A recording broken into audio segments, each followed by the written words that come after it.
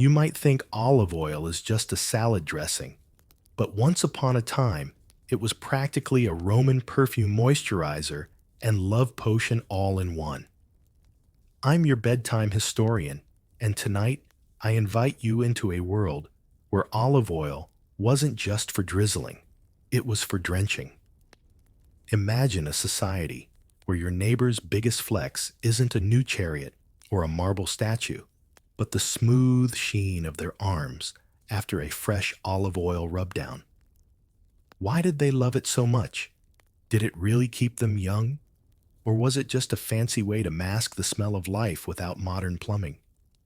And how did this sticky, shimmering tradition end up on our kitchen counters beside our pepper grinders and sea salt? If you find yourself comforted by the thought of ancient Romans smearing olive oil with the same enthusiasm we save for cat videos, consider gently tapping that like button and maybe subscribe. Trust me, there are worse midnight hobbies than learning about old culinary quirks. Ever wondered if you'd make a good olive oil connoisseur in a toga? Leave a little note below. I'd love to know what ancient job you think you'd excel at, especially around 3 a.m. when existential thoughts bloom. Now dim the lights. Maybe let the soft hum of the fridge be your background chorus. And let's slip into tonight's story together. You wander through the damp marble corridors of a Roman bathhouse. The echo of dripping water is soft against the stone, and in the dim glow of oil lamps, you see silhouettes gliding like shadows. Everyone here is glistening from senators to gladiators as if they've been sculpted from wet clay and draped in moonlight. You move closer, noticing the scent, a blend of warm olives, sweet laurel leaves, and faintly metallic notes from bronze strigils, those curious scraping tools they used after oiling up. In ancient Rome, olive oil wasn't just a culinary ingredient. It was a way of life, a social ritual, and a quiet competition of who had the smoothest limbs in the forum. People rubbed it on their skin, before sports, after baths, and even before going to bed, believing it warded off evil spirits and dry skin alike. The wealthiest Romans flaunted the most fragrant blends, sometimes infused with imported herbs from the East or rare resins from Africa. A mainstream historical fact, Romans produced olive oil on an industrial scale. Giant presses and amphorae lined the countryside, especially in provinces like Hispania and North Africa. These regions became the empire's oily breadbasket, fueling not just lamps and kitchens, but also entire trade networks that kept senators' skins supple and soldiers' bellies full. But here's a quirky detail. Romans sometimes bathed in olive oil, rather than water, slathering themselves from head to toe before scraping it all off. It was both exfoliation and self-care avant la lettre. Imagine leaving a gym today covered in extra virgin olive oil instead of sweat. A new kind of spa day, perhaps. Historians still argue whether Romans genuinely believed the oil had magical protective properties, or if it was simply a luxurious status symbol gone greasy. Some inscriptions suggest they thought olive oil could soothe the soul, while others hint that it was just another arena for showing off to neighbors and dinner guests. As you slip deeper into the dreamscape, the bathhouse noises fade, replaced by visions of olive groves swaying in the Mediterranean breeze. Each silvery leaf shivers under the moon, whispering ancient secrets of trade vanity and culinary obsession. You imagine harvesting those tiny wrinkled fruits, pressing them under heavy stones, and seeing the golden liquid slowly weep out like a gentle confession. It's almost funny how something so humble could hold such power, both practical and symbolic. You find yourself drifting, picturing Roman merchants bragging about their exclusive blends, much like someone today might drone on about microbrew IPAs or single origin coffee beans. And there's a quiet comfort in knowing that across millennia, humans haven't changed that much. We still crave luxury in the small, edible details. There's also something deeply calming about the steady cyclical nature of olive oil production. Trees that live hundreds of years, stones that roll and press again and again, amphorae stacked and sealed like patient sentinels waiting to sail across a sunlit sea. It's a rhythm older than empires, older than any recipe book, yet somehow it lives on every time you drizzle oil on bread or swirl it in a pan. Through this gentle, oily lens, you can almost hear the whisper of ancient gossip echoing down the tiled corridors. Who used too much oil, who slipped on the bath floor, who smuggled a particularly fragrant batch from Crete. Perhaps your mind wanders to your own kitchen, where that squat bottle of olive oil sits quietly on the counter. Unaware, it shares a lineage with centuries of emperors, athletes, and gossipy matrons.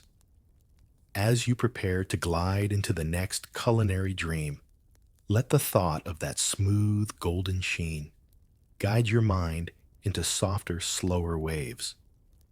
You're not just learning history tonight, you're becoming part of a story that oozes across time, shimmering under moonlight and lamplight alike. A slight shift in the breeze carries the scent of freshly baked bread to your mind's doorstep. You follow it, your footsteps light, almost floating, as you leave behind the olive groves and step into a bustling Roman bakery just before dawn. Before you even see the ovens, you feel the warmth radiating from the thick clay walls. Inside, bakers move like silent phantoms, their faces streaked with flour, their hands sculpting dough as though shaping miniature sculptures destined for a quick, fiery transformation. You might expect complicated loaves, but here simplicity reigns flatbreads that puff gently crackle at the edges and sigh under the weight of olive oil and herbs. In ancient Rome, bread was not merely food, it was the foundation of society. Every Roman citizen, from lowly laborers to high-ranking patricians, depended on these daily discs of dough. A mainstream historical fact, Roman cities distributed free or subsidized grain to the masses through the annona, a system so central that emperors rose and fell by its success. Bread wasn't just sustenance, it was political currency. But there's a quirkier slice of this history. Romans adored flatbreads that resembled early pizza crusts or rustic focaccia. Some even topped them with dates cheese or little fish proto-pizzas before tomato sauce ever dreamt of arriving from the New World. Imagine the chatter in a cramped Roman oven room, bakers debating which herbs made for the crispiest edge, who accidentally let a batch overchar, and which flatbread would win over a senator's dinner guests. Historians still argue whether these flatbreads were designed purely for function, easy to bake, easy to carry, or if they held deeper cultural meaning, perhaps even serving as edible canvases for community stories and local pride. Fragments of charred crust found in Pompeii hint that bread carried symbolism far beyond mere calories. You drift closer to the hearth, feeling the powdery flour cling to your hands like a phantom handshake from another era. Each loaf you imagine carries whispers of ancient arguments. Too thick, too chewy, needs more garum. You sense that these humble discs were social glue, something to tear and share during markets, festivals, or quick roadside meals between chariot repairs. The energy in the bakery feels timeless, rhythmic, and almost meditative. The bakers work in near silence, save for the occasional grunt or laughter that echoes against the warm clay. You can almost hear the collective heartbeat of a city that depended on this daily ritual dough, rising at dawn ovens, roaring by midday, and baskets of steaming bread carried into the labyrinthine streets of Rome. Your mind flutters to modern pizza shops and boulangeries, to focaccia brushed with rosemary oil on lazy Sunday afternoons. Even now, we chase that same primal comfort, that promise of warmth and sustenance wrapped in a simple aromatic circle. As you gently trail your fingers along a dusting of semolina on a countertop, you sense the history rising around you, like dough under a linen cloth. The same bread that fed Roman legions on the march and children waiting outside crowded bakeries still resonates with our late-night cravings and picnic spreads. Sleep lingers at the edge of your thoughts as you watch a baker lift a paddle from the oven, revealing a golden flatbread that seems to glow like a miniature sunrise. Somewhere between the flicker of the flame and the crackle of cooling crust, you find a gentle invitation to drift deeper into the historical mist, where bread is more than food. It's a story you can hold in your hands. A faint tang fills the air as you leave the warmth of the bakery behind. You follow it like a curious fox through twisting alleys, past street vendors, shouting softly in your mind, until you arrive at a shadowy Roman kitchen. There, bubbling in a wide clay pot, is the scent that might send most modern noses running for the hill's garum. This pungent, fishy sauce was Rome's secret elixir. You'd think fish guts left out to ferment under the Mediterranean sun would be the last thing anyone wanted drizzled on dinner. But for Romans, it was the flavor of life itself. A mainstream historical fact, garum was a major export so valuable it could sometimes fetch prices higher than fine perfumes. Amphorae of garum traveled across the empire, spicing up everything from humble barley porridge to lavish banquet dishes. The quirky detail that might curl your toes, Romans didn't just flavor food with garum, they put it on almost everything. Breakfast bread. Sure. Fresh figs. Absolutely. Even wine sometimes received a hint of this briny liquid. Picture your favorite chef today waving around fish sauce like a magic wand, and you might come close to the culinary chaos of Rome. Historians still argue whether garum's popularity was purely about taste or if it carried deeper medicinal or symbolic meanings. Some believe it acted as a primitive probiotic, keeping the gut balanced in a world with questionable hygiene. Others think it was a luxury marker proof you could afford that rare sun-fermented bottle from Spain or North Africa. You wander closer to the bubbling pot, the salty vapor curling around you like a mischievous ghost. You see cooks stirring slowly, their arms brown and strong, gossiping about new recipes and the latest gladiator scandals. In the background, a young kitchen boy might be bottling the sauce, his nose wrinkling in quiet resignation. It's oddly comforting to know that even in ancient times, people couldn't resist adding just one more splash to perfect their dinner. There's a timelessness in that impulse, the same urge that makes someone today pile on extra chili oil or whisper just a little more soy sauce over steaming noodles. As your mind softens into this fishy fog, you imagine amphorae lined up like soldiers, each carrying its own pungent personality. You picture a wealthy Roman hostess bragging that her garum came from the famed Baetica region, much like someone might boast about small-batch balsamic vinegar today. The hum of the kitchen becomes a lullaby. Knives clink softly on wooden boards, a slow rhythm of chopping herbs to offset the fish funk. You watch a cook drizzle garum onto roasted vegetables, the sauce catching firelight and turning briefly golden before soaking into charred edges. Your thoughts, drift to modern Worcestershire sauce and Southeast Asian fish sauces, direct culinary descendants of this Roman concoction. With each ripple in the pot, the connection between past and present feels stronger, like an invisible thread spooling softly around your senses, pulling you toward gentle slumber. Somewhere in the night, you hear a whisper, just a little more garum.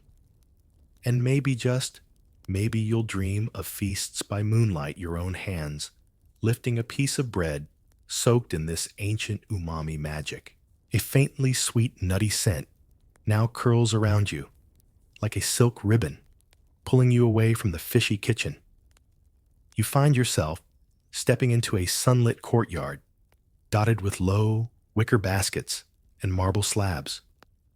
Here, amid goats bleating softly and shepherds gossiping about weather omens, cheese is being born.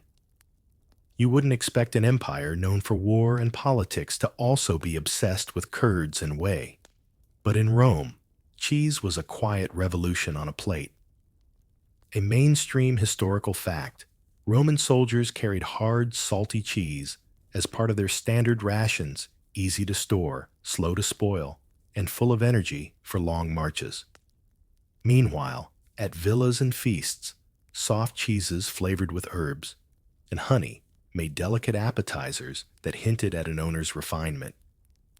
A quirky detail, you might savor some Roman cheeses, were so pungent they were stored outside to keep the house from smelling like a barn after a thunderstorm. Imagine your neighbor stepping out to find a wheel of cheese chilling on a marble step, sunbathing like a lazy cat. Historians still argue whether cheese was truly an egalitarian treat or another marker of wealth and sophistication. Some writings suggest that certain luxury varieties were imported from distant provinces and cost as much as an entire slave's annual upkeep. Others insist cheese was the ultimate equalizer, served in some form at every rank of Roman society. You watch a woman in a simple linen tunic stir curds with a carved wooden spoon, humming an old tune about harvest gods. Behind her, a young boy flips cheese rounds on woven mats, carefully checking for mold growth. Yes, even then they loved a good rind. The entire courtyard thrums with slow, careful energy, as if every movement echoes back through centuries. As you drift closer, you notice the subtle choreography. Hands pressing curds into baskets, brine trickling into stone channels, a dog sneaking a lick when no one's watching. It's a dance older than written recipes, a dance we continue every time we sprinkle pecorino on pasta or shave parmesan over salad. Your mind flickers to the caves of Italy, where wheels age quietly today, echoing Roman methods almost unchanged. A little salt here, a little patience there, and time does the rest, turning milk into a bite of history. You pause to imagine how a dinner guest might boast of having the best sheep's milk cheese from Etruria, a phrase that would still work today at any hip wine and cheese night. You can almost hear the polite gasps, the gentle clinks of terracotta cups, and the sighs of approval drifting into the warm twilight. Beneath all this creamy indulgence lies a thread of comfort that travels straight to your bones, the soft crumble of a fresh cheese, the sharpness of an aged wedge, the mild sweetness of a honey drizzle. These textures create a sensory lullaby, soothing and steady. You sit on a low wall, feeling the sun sink behind cypress trees, your breath syncing with the rhythm of goats grazing nearby. In this moment, the world feels smaller, softer, just you, a morsel of cheese, and the collective hum of ancient voices telling you to slow down and savor each bite. As your eyelids grow heavier, let that gentle tang linger on your tongue and guide you deeper into the labyrinth of Rome's culinary spirit. Sleep becomes a ripe cheese itself, tender layered and aged just right for tonight's dreams. A gentle clink of clay cups echoes down a corridor of your mind, guiding you away from cheese-laden courtyards to the cool shaded corners of a Roman dining room. Here the wine flows, not in hushed sips, but in rivers poured mixed and endlessly discussed by guests in loose tunics and laurel wreaths that slip sideways as the night grows longer. You may think of wine as a refined, precise art today, but in ancient Rome, it was a rowdy, democratic drink, and always diluted. A mainstream historical fact: Romans almost never drank wine straight. They mixed it with water, honey, herbs, or even seawater to tame its strength and highlight new flavors. Drinking wine undiluted was considered barbaric, a detail that might scandalize a modern sommelier. The quirky twist: Romans had elaborate mixing rituals with special vessels called craters and attendants whose sole job was to decide who got which blend. Imagine a dinner party where your friend's main role is to guess how strong you like your margarita, except instead of tequila, it's a punchy, earthy Falernian vintage mellowed with rosemary and violet petals. Historians still argue whether this watering down was purely about etiquette or if it played deeper roles in public health and social control. Some suggest that dilution prevented excessive drunkenness during long banquets, allowing for more coherent debates and fewer thrown goblets. Others believe it was about showcasing the host's sophistication and ability to provide exotic mix-ins, lavender sprigs, crushed spices from distant shores, or rare honey from Corsica. You move through the room, feeling the laughter swirl around you like a gentle fog. Platters clatter lightly against polished tables, and bright terracotta pitchers glint in lamplight as they're raised and lowered in an almost ritual dance. Someone makes a pun so terrible it earns a roar of approval. Another leans too far back, narrowly missing a tumble into a fig tart. Each sip, you imagine, carries a quiet echo of experimentation and shared vulnerability. Here, wine wasn't just for intoxication, but for weaving social bonds, sparking philosophical debates, and revealing hidden truths beneath soft lamplight. You picture yourself lifting a clay cup to your lips, tasting rosemary and a whisper of salt, feeling the warmth trickle through your veins like a liquid lullaby. Your thoughts drift to modern wine culture, natural wines, herb-infused spritzers, orange wines kissed by wild yeast. There's a comforting realization that while the grapes and grapeskins might differ, the urge to transform gatherings into dreamlike evenings remains untouched by time. A hush falls momentarily as a guest stands to recite lines of poetry, perhaps stumbling over a syllable before dissolving into giggles. You can almost hear the gentle scolds and affectionate teasing echo into the night. The smell of warm beeswax candles curls into your nose, blending with tart fruit and herbal notes from the wine, creating a scent tapestry as rich as the evening's stories. As your eyelids flutter heavier, the shapes of the guests start to blur, their movements slow, and stretch into soft shadows. You sense the gentle pulse of history wine as a connector, a softener of edges, a balm for ancient anxieties. In every swirl, there's a story waiting to be savored, a thread tying you to countless other nights, other cups, other whispered secrets. Let the taste of rosemary and honey tangle in your imagination as you drift closer to sleep. The Romans knew to dilute is not to weaken, but to invite balance, to stretch a moment, to lengthen a dream, and to carry you just a little further into the night. A soft crunch under your sandals pulls you forward again, past the echo of wine-soaked laughter and into a courtyard shimmering with golden light. The air is thick with the perfume of honey, sweet and floral, so heavy you could almost scoop it up with your fingers. You stand before a long marble table where Roman cooks hum while stirring gleaming pots of honey, watching the viscous ribbons catch the morning sun. You might think sugar is humanity's original sweet fix, but in Rome, honey was the reigning monarch of sweetness. A mainstream historical fact. The Romans relied entirely on honey to sweeten almost everything: desserts, wine sauces, even some medicines. Sugar wouldn't arrive in Europe for another 1,000 years, leaving honey as both luxury and necessity. The quirky detail: honey wasn't just for cakes and pastries, it was used to preserve fruits, coat nuts, and even embalm fruits, and flower petals to be served as extravagant curiosities at banquets. Imagine biting into a rose petal, encased in sticky amber sweetness, a dessert and perfume all in one. Historians still argue whether Roman honey confections were everyday treats for common folk or reserved strictly for the elite. Some texts suggest ordinary families made honey cakes during festivals and religious offerings, while others point to honey's expense, hinting it might have been the sparkling crown jewel of aristocratic tables alone.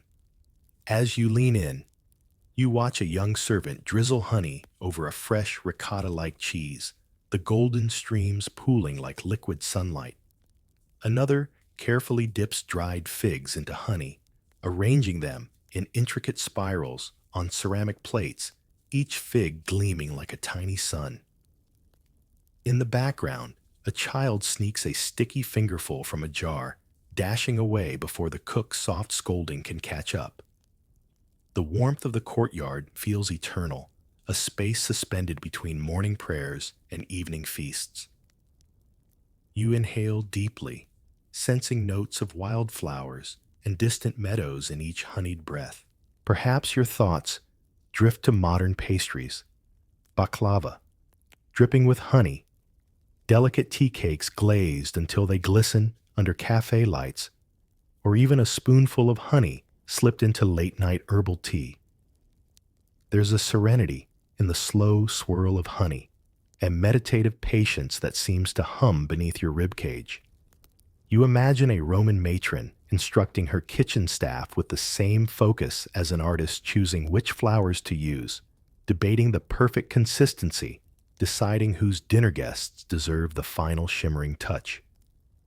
A soft, echoing chant from a nearby temple floats into the courtyard, reminding you that honey wasn't merely food. It was a sacred offering to the gods, a golden bridge between mortals and the divine. In each thick drop lies a whisper of prayers, hopes, and secret midnight wishes, an edible promise of sweetness against the chaos of the world. As your eyelids begin to sag, the honeyed air wraps around you like a silken blanket. Each drip becomes a lullaby, each spiral a hypnotic mantra guiding you deeper into a syrupy golden dream. Let your thoughts melt and pool, just like honey on warm bread, as you slip further into the soft embrace of history. Tonight's sweetness isn't just on your tongue. It's in the quiet corners of your mind, waiting to carry you deeper into sleep's gentle, sticky glow. A faint hush washes over you, now like the quiet before sunrise. You wander past honey jars and echoing chants until you find yourself standing in a Roman household courtyard just before dawn. The world is sleepy shadows, still clinging to stone columns, and the birds have only just begun to test their morning voices. You look around, expecting the sizzle of bacon or the aroma of buttered toast. But here, breakfast is barely a whisper. A mainstream historical fact: Romans didn't have a full, indulgent morning meal like we do today. Instead, they opted for a light snack called ientaculum, often no more than a piece of bread dipped in wine or a few olives snatched from a jar. The quirky detail: some Romans skipped breakfast altogether, believing it made the mind sharper and the body leaner for the tasks ahead. You can imagine senators bragging about their fasted clarity, while scribes tried to keep from yawning in the corner. Historians still argue whether this minimalism was a conscious health choice or simply a practical way to conserve resources for the day's main meal. Ancient texts contradict each other. Some suggest breakfast was a simple affair, only for the poor, while others describe wealthy citizens delicately nibbling honeyed bread in private gardens before morning meetings. You drift around the courtyard, catching glimpses of sleepy-eyed servants, lighting small fires, children crunching on dried fruit, and an elderly matron sipping watered wine from a clay cup, her gaze fixed on the waking city beyond the walls. There's no clatter of plates, no sweet cinnamon wafting from a skillet, just a quiet, practical rhythm that feels strangely calming. In this gentle morning hush, you might find unexpected echoes of today's European breakfast habits: small pastries in Italy, a piece of toast in France, or a simple roll, and coffee in Germany. The Roman ethos: start light, save the big show, for later lingers on like a distant echo through time. You pause beside a low table where an old man carefully breaks a piece of bread, dipping it into a dark fig jam.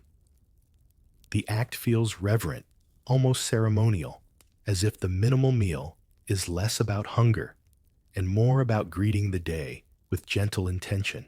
The courtyard starts to glow as the sun peeks over the rooftops, turning dew into tiny jewels on fig leaves and pomegranate branches. In this stillness, the city beyond begins to hum softly, merchants pulling carts, street dogs barking lazily, the first temple bells ringing out like gentle reminders that another day has begun. Your eyelids grow heavy as you lean against a cool column, listening to the quiet conversation of morning tasks: a broom sweeping away last night's dust, the flutter of pigeons searching for crumbs, a low chuckle between two servants who share an inside joke. There's a soothing power in the simplicity of it all. No overwhelming aromas, no rush, just the subtle comfort of starting slow, inviting the day to unfold gently rather than forcing it open. Let the faint olive-salted air slip into your thoughts as you drift further. Perhaps tomorrow morning, you'll find yourself craving only a crust of bread and a sip of something warm. Or perhaps you'll simply remember this courtyard and its tender quiet as you ease into your own dawn. The early morning fades behind you like a delicate watercolor wash as you wander into the midday streets of Rome. The quiet hush of breakfast is replaced by a low, constant buzz, vendors calling pots clanging, and the sharp scent of spiced meats sizzling on open fires. Here, the city feels alive in every corner. You follow the sound of laughter and chatter to a small, smoky stall tucked between two grand columns. Welcome to the Thermopolium, Rome's answer to modern street food and a bustling haven for hurried workers, gossipy matrons, and wandering philosophers alike. A mainstream historical fact: Thermopolia were ancient snack counters where Romans grabbed hot meals on the go. These establishments were so common that archaeologists have uncovered hundreds of them in cities like Pompeii, complete with jars embedded in counters to hold lentils, meats, and wine. A quirky detail: some Thermopolia served food so spicy and pungent that their scents reportedly guided lost travelers back home, like a savory lighthouse in a sea of winding streets. Imagine a Roman teenager stumbling home after a long night following the trail of peppered sausages and honeyed wine. Historians still argue whether Thermopolia were truly democratic spaces where all classes mingled, or if they catered mainly to the lower strata of society. Some suggest wealthier Romans avoided these bustling stalls, preferring elaborate banquets, while others propose that even senators occasionally slunk in for a quick fried fish snack under a hooded cloak. As you glide between counters, you watch a young vendor carve strips of roasted pork, handing them to a laborer who devours them with joyful haste. Next door, a woman ladles thick chickpea stew into a shallow dish, her hands moving so quickly they seem to blur in the midday sun. Another customer negotiates for a handful of stuffed dates, sliding a few extra coins across the stone slab as a silent thank you. You pause, inhaling deeply. Notes of coriander, black pepper, and garum float through the air like an edible symphony. It's a scent that feels both alien and oddly familiar, like the waft of fried onions at a late-night diner, or the first bite of warm street tacos after a concert. You sense that here time collapses. The same longing for fast, comforting bites unites you with the past. You can almost hear modern echoes in each sizzling pan, a busy commuter ordering takeout pad, Thai a student unwrapping a kebab at midnight, a festival goer licking gelato on a crowded piazza. Further along, you spot a group of children sharing a flatbread slathered with honey and cheese, giggling as a stray dog hovers hopefully at their feet. Nearby, a merchant in a faded tunic sips spiced wine, lost in thought, as he prepares to shout out new deals. The rhythm of the street becomes a lullaby. Footsteps scuffing the dust wooden spoons, tapping pots, laughter cascading over market stalls. As your eyes drift shut, you feel the warmth of a clay bowl pressed into your hands, its contents fragrant and inviting. In this gentle twilight between bites and dreams, you understand the enduring magic of street food, a shared ritual, a small rebellion against long dinners and heavy etiquette, a quiet celebration of everyday hunger. Let the smoky aroma and warm hum of Rome's open-air kitchens guide you deeper into sleep. Tonight, you're not just a visitor to history. You're a midnight snacker, under an ancient moon, savoring each stolen bite as the city pulses softly around you. A soft tug at your sleeve now pulls you away from the sizzling streets and into a shaded Roman portico where the air tastes of the sea and distant spice markets. Amphorae are stacked like silent sentinels, each sealed with wax and stamped with mysterious symbols. The hush of this space feels reverent, almost like stepping into a temple devoted not to gods, but to flavor itself. Rome's appetite wasn't confined to local olives and bread. The empire craved the exotic, the distant, the rare. A mainstream historical fact: Roman merchants imported spices and delicacies from as far as India, Arabia, and sub-Saharan Africa. Pepper, cinnamon, cardamom, and silphium, a now extinct plant used like a super spice, were all highly prized, often worth their weight in silver. The quirky detail: wealthy hosts loved to surprise dinner guests with pepper-dusted peacock tongues, or honey-glazed dormice stuffed with pine nuts and black pepper. Picture someone today inviting you over for dinner and serving you hummingbird tacos with truffle foam, equal parts show-off, and culinary dare. Historians still argue whether these extravagances were about genuine culinary curiosity or simply power plays to flaunt trade connections and wealth. Was it love of new flavors, or just a chance to make your rivals green with envy over your Persian saffron? As you wander deeper into the storeroom, you run your fingers over crates labeled in black ink: Syrian dates, Egyptian coriander, Mesopotamian sesame seeds. The aroma is intoxicating, a tangled perfume, of sweet, earthy, and peppery notes that feels both ancient and thrillingly modern. A servant bustles past you, balancing a tray of dried figs dipped in imported honey eyes, darting to make sure none go missing before they reach the host's table. Nearby, a chef ponders whether to add cinnamon or pepper to a simmering stew, his brow furrowed in delicious concentration. You pause at a small table where a young girl is crushing black pepper with a bronze mortar. Each rhythmic thud feels like a heartbeat echoing across centuries. It's easy to imagine her as the precursor to every home cook who's ever hovered over a dish, debating that final dash of spice.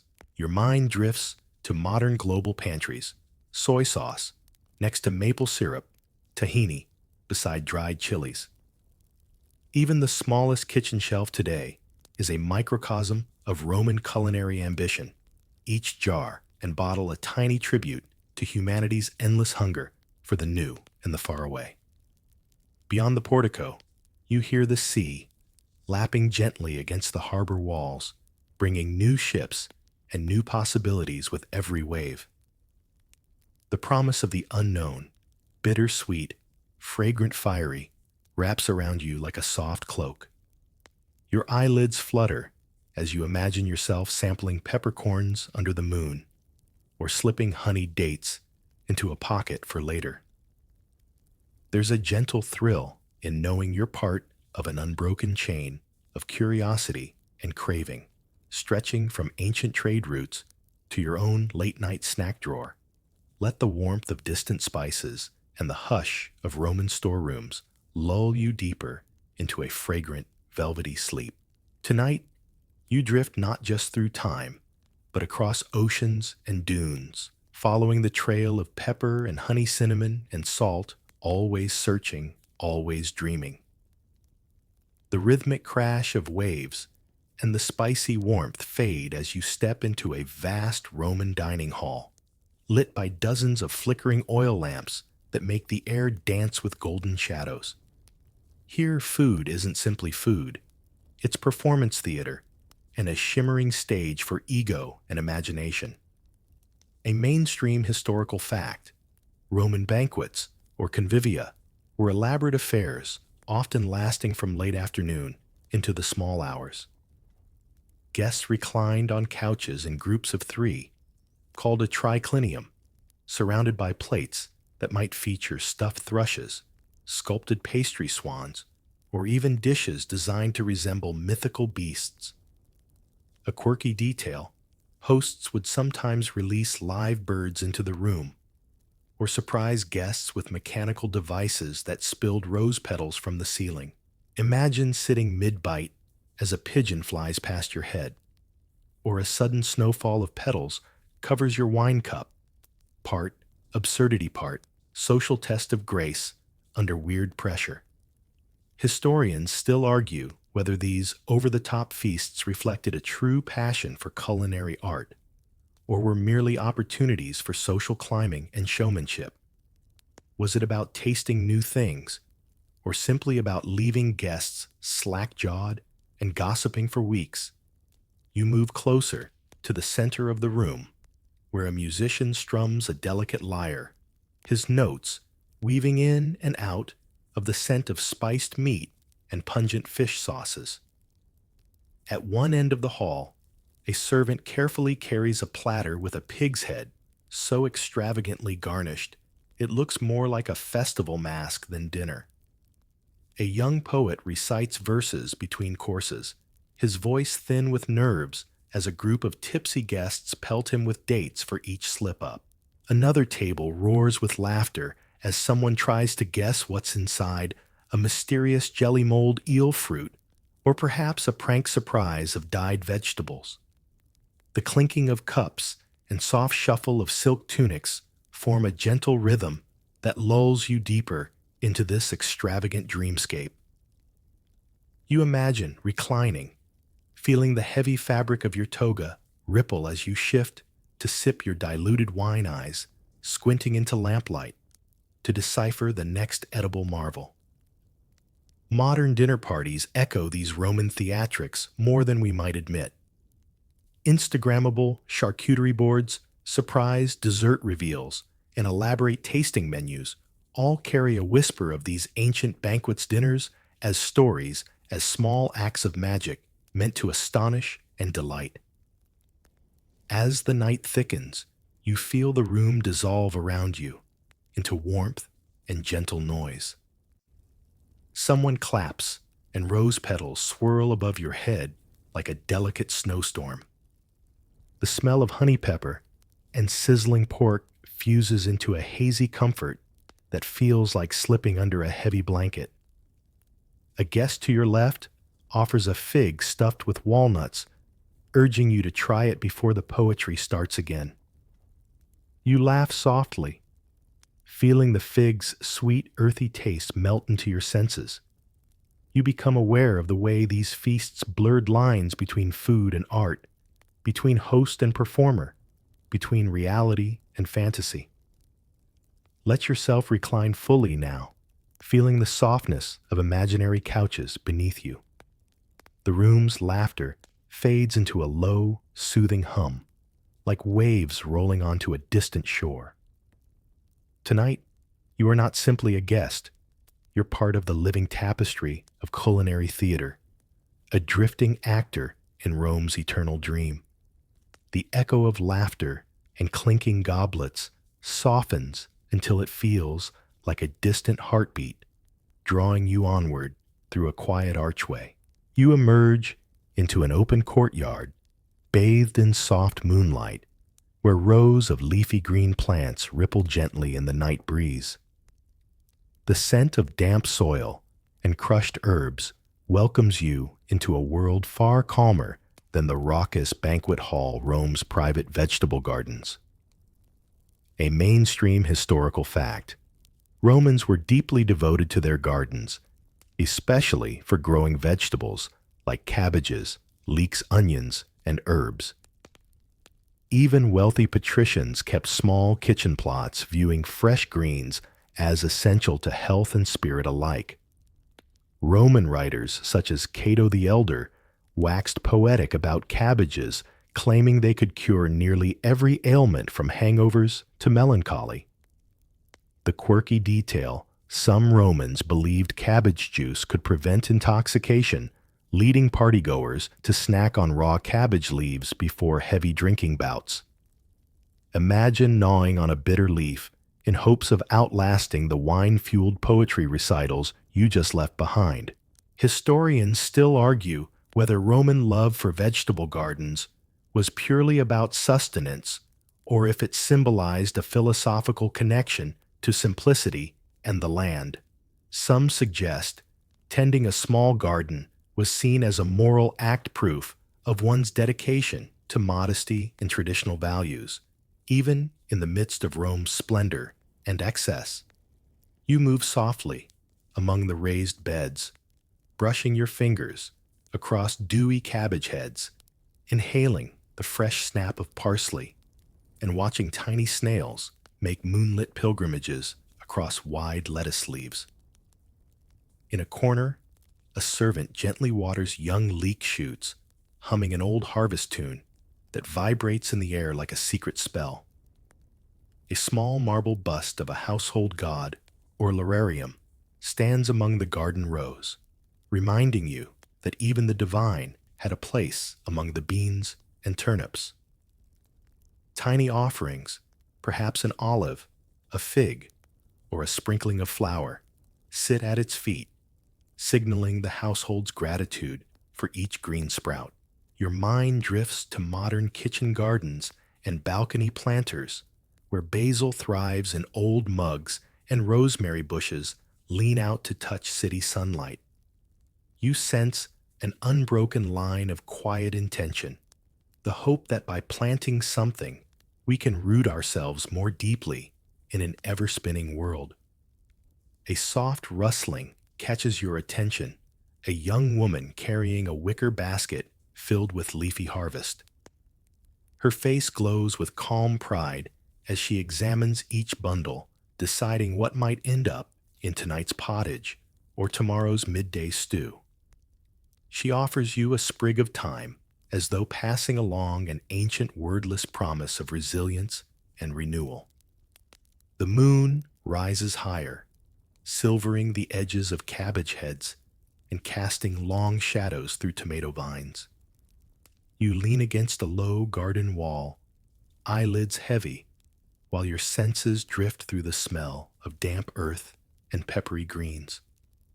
The sounds of city clamor fade, replaced by a soft symphony of crickets and the rhythmic drip of water from clay jars. Tonight, let the calm pulse of these gardens guide you deeper. In each leaf, there is a whisper of simplicity, a small vow that life can be both grounded and bountiful. As you exhale, imagine each breath planting a seed, rooting you gently into the fertile, dreamy soil of sleep. The moonlit garden slowly dissolves into a gentle swirl of mist, and you feel your footsteps carry you toward a quieter, cooler chamber, filled with the sharp, briny scent of vinegar and herbs. Tall shelves of clay jars line the walls, each sealed with wax and labeled in faded ink. You have arrived at the heart of Roman preservation, the art of pickling. A mainstream historical fact, Romans relied heavily on pickling to extend the life of their produce and fish, especially during long military campaigns or sea voyages. They pickled everything, from turnips and cabbages to fish and olives, ensuring they had a steady supply of flavor and nutrition regardless of season or spoilage risks. A quirky detail. Some Roman recipes included pickled flamingo tongues and pickled sea urchins, delicacies so odd that they might make even the most daring modern foodies hesitate. Imagine opening a jar at midnight and pulling out a bright pink flamingo tongue, meant to be served as a show-stopping appetizer. Historians still argue whether pickling in Rome was purely practical or if it held deeper ceremonial importance. Some suggest certain pickled foods were considered offerings to the gods or tokens of good fortune during festivals, while others see it as a practical no-nonsense solution to a simple problem. Too much harvest, too little time to eat it all fresh. You wander between the rows, brushing your fingertips along cool ceramic surfaces. Each jar hums with a secret life cucumbers, transformed into sour, crunchy relics of last summer's sun figs, suspended in tart brine olives, tinged with sharp fennel seeds and peppercorns. A young kitchen assistant tiptoes past, carefully adjusting weights atop jars to keep the contents submerged, whispering a small protective chant as if calming restless spirits inside the clay. The air here feels timeless, like a cave of edible memories. You watch as an older woman slowly opens a jar, inhales deeply, and smiles as though greeting an old friend.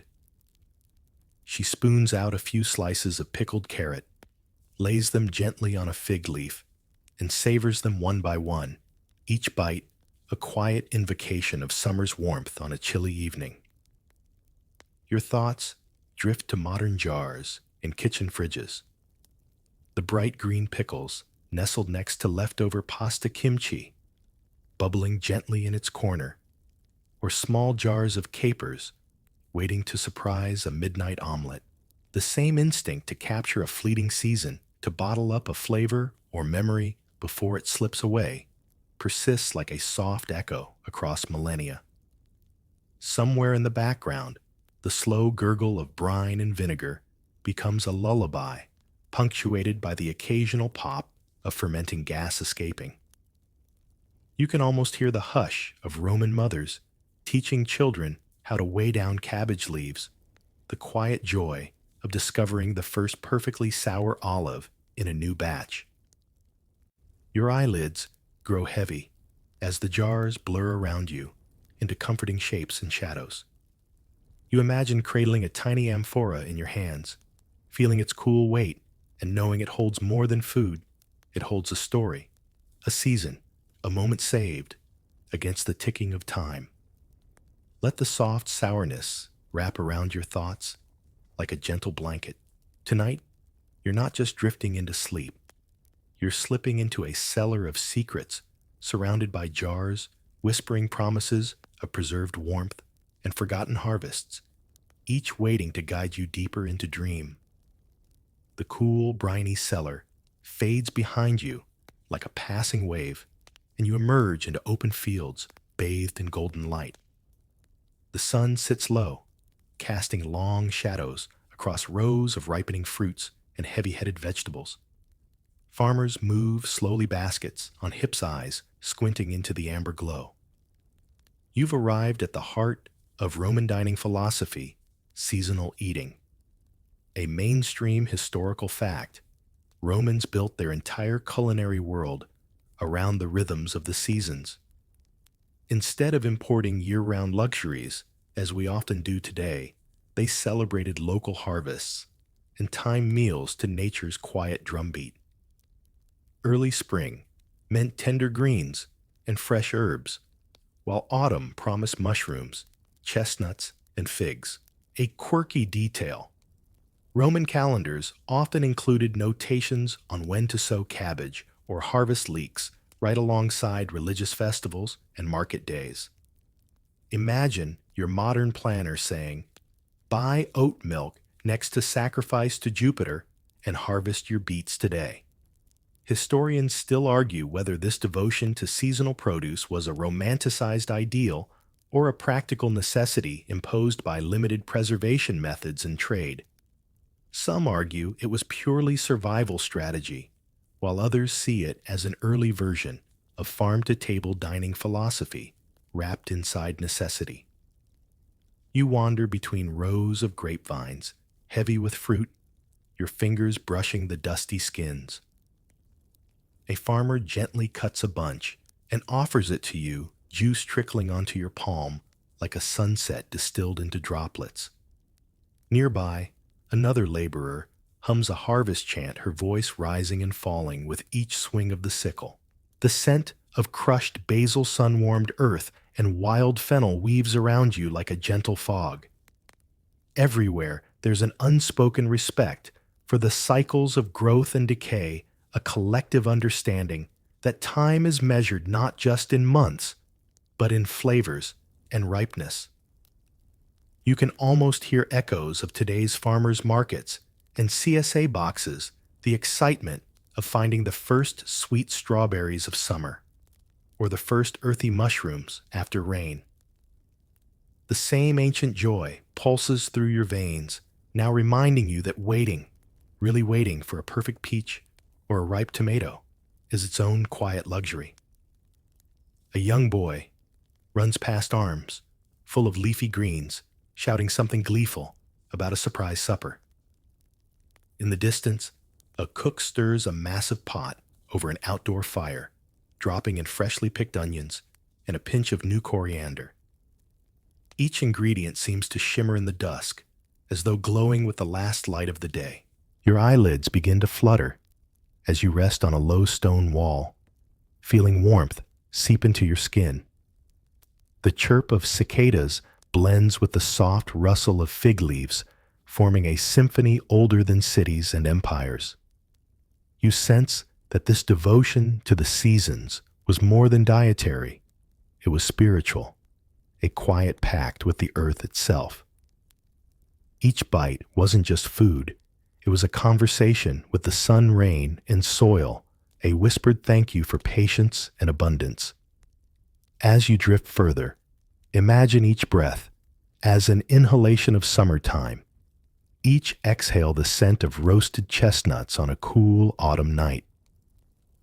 Let these seasonal threads weave around your mind, pulling you deeper into the dream harvest, waiting just beyond the edge of consciousness. Tonight, you don't just sleep. You slip into the soft embrace of cycles that have fed empires and comforted countless dreamers before you. Rest easy among these ripening fields. The fields of ripening figs and grapes recede like a gentle tide, and you find yourself stepping through a narrow alley lined with stone walls. At its end stands a bustling Roman market square, echoing with the murmur of traders and the soft clink of pottery. Here, nestled among barrels of olives and pyramids of cabbages, lies a quieter revolution, the first food laws and labels. A mainstream historical fact, Rome had some of the earliest known food regulations, especially concerning bread weights and wine purity. Bakers who cheated on loaf sizes could be fined or publicly shamed, while wine sellers caught diluting too aggressively risked losing their trade privileges. The state understood that food wasn't just nourishment, it was trust, community, and subtle power. A quirky detail: some Roman amphorae carried painted inscriptions revealing not only the wine's origin, but also details like good for health or to be consumed within the year. Imagine buying a bottle of olive oil today, labeled great, for impressing dinner guests, or best before next Saturnalia. Historians still argue whether these early food labels were sincere attempts to inform the public or clever marketing stunts meant to elevate a vendor's reputation. Did they actually help protect health and fairness, or were they ancient versions of glossy ad slogans? You drift between stalls, fingers tracing clay tags that feel smooth and worn from centuries of hands. A vendor proudly displays a sign boasting his garum as finest from Hispania, while another offers bread with a small tablet guaranteeing exact weight. The air smells of sweet must from fresh grapes, sun-warmed herbs, and hints of briny fish sauce floating between counters. Nearby, a woman holds up a wedge of cheese, scrutinizing its mold pattern, before nodding and handing over a few coins. You watch as a young boy stamps loaves with a wooden seal to prove they meet official weight standards, a small moment of ritual that feels oddly familiar to modern eyes, reading organic fair trade or single origin. You pause at a stall where a merchant stands behind rows of amphorae, each tagged meticulously, vineyard name year, expected strength, even intended mood. For lively dinner debates, one tag claims. Another simply says, a quiet evening alone. You can't help but smile at how human it all feels, both earnest and sly, careful and performative. The hush of evening begins to settle over the market. Lanterns flicker to life, casting golden halos that stretch across baskets of figs and crates of lentils. The smell of warm flatbread drifts in from a side oven, inviting you to linger just a little longer.